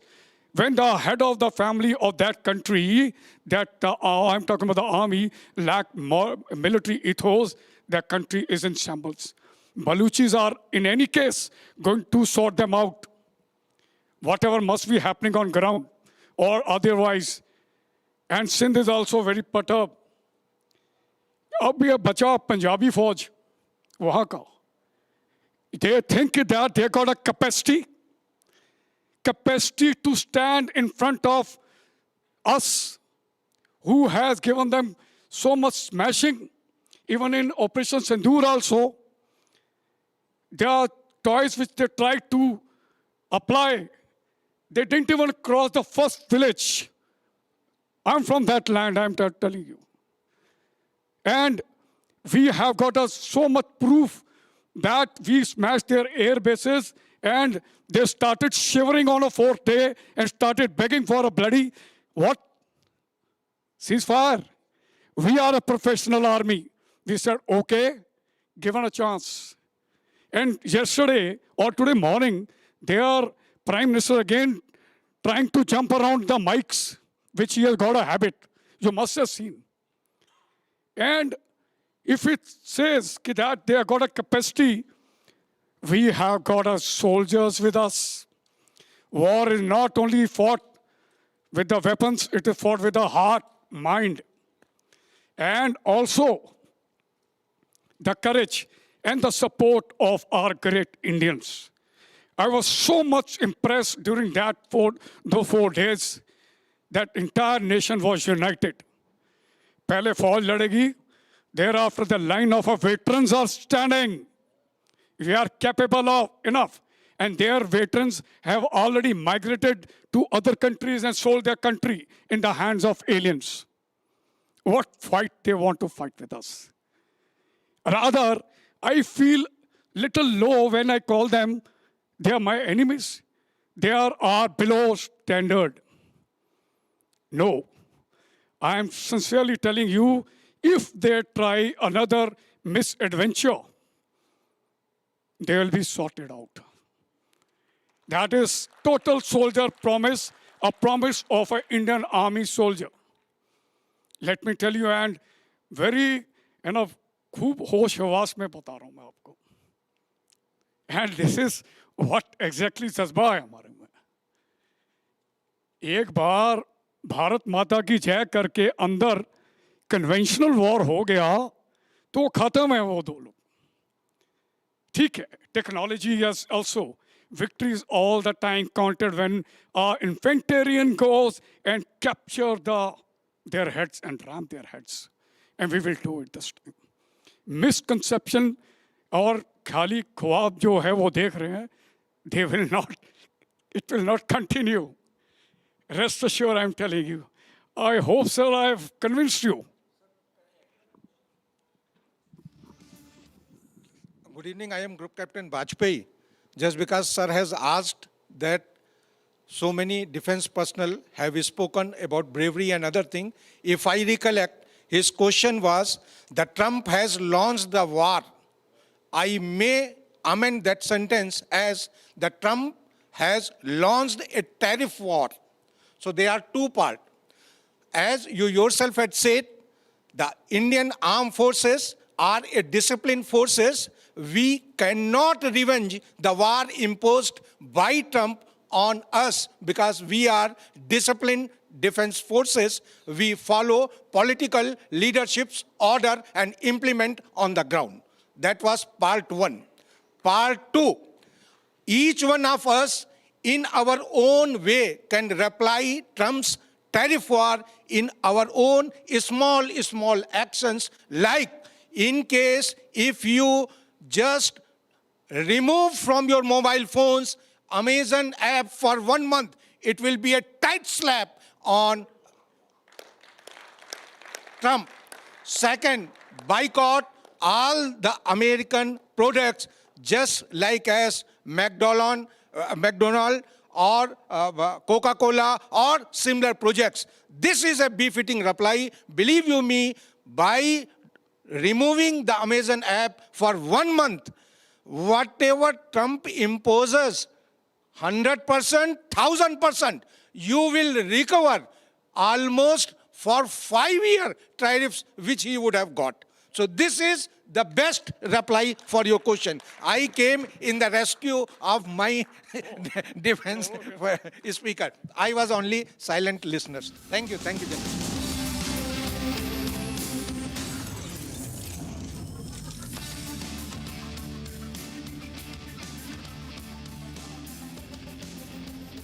Of patriotism alive, I am telling you, nothing will happen.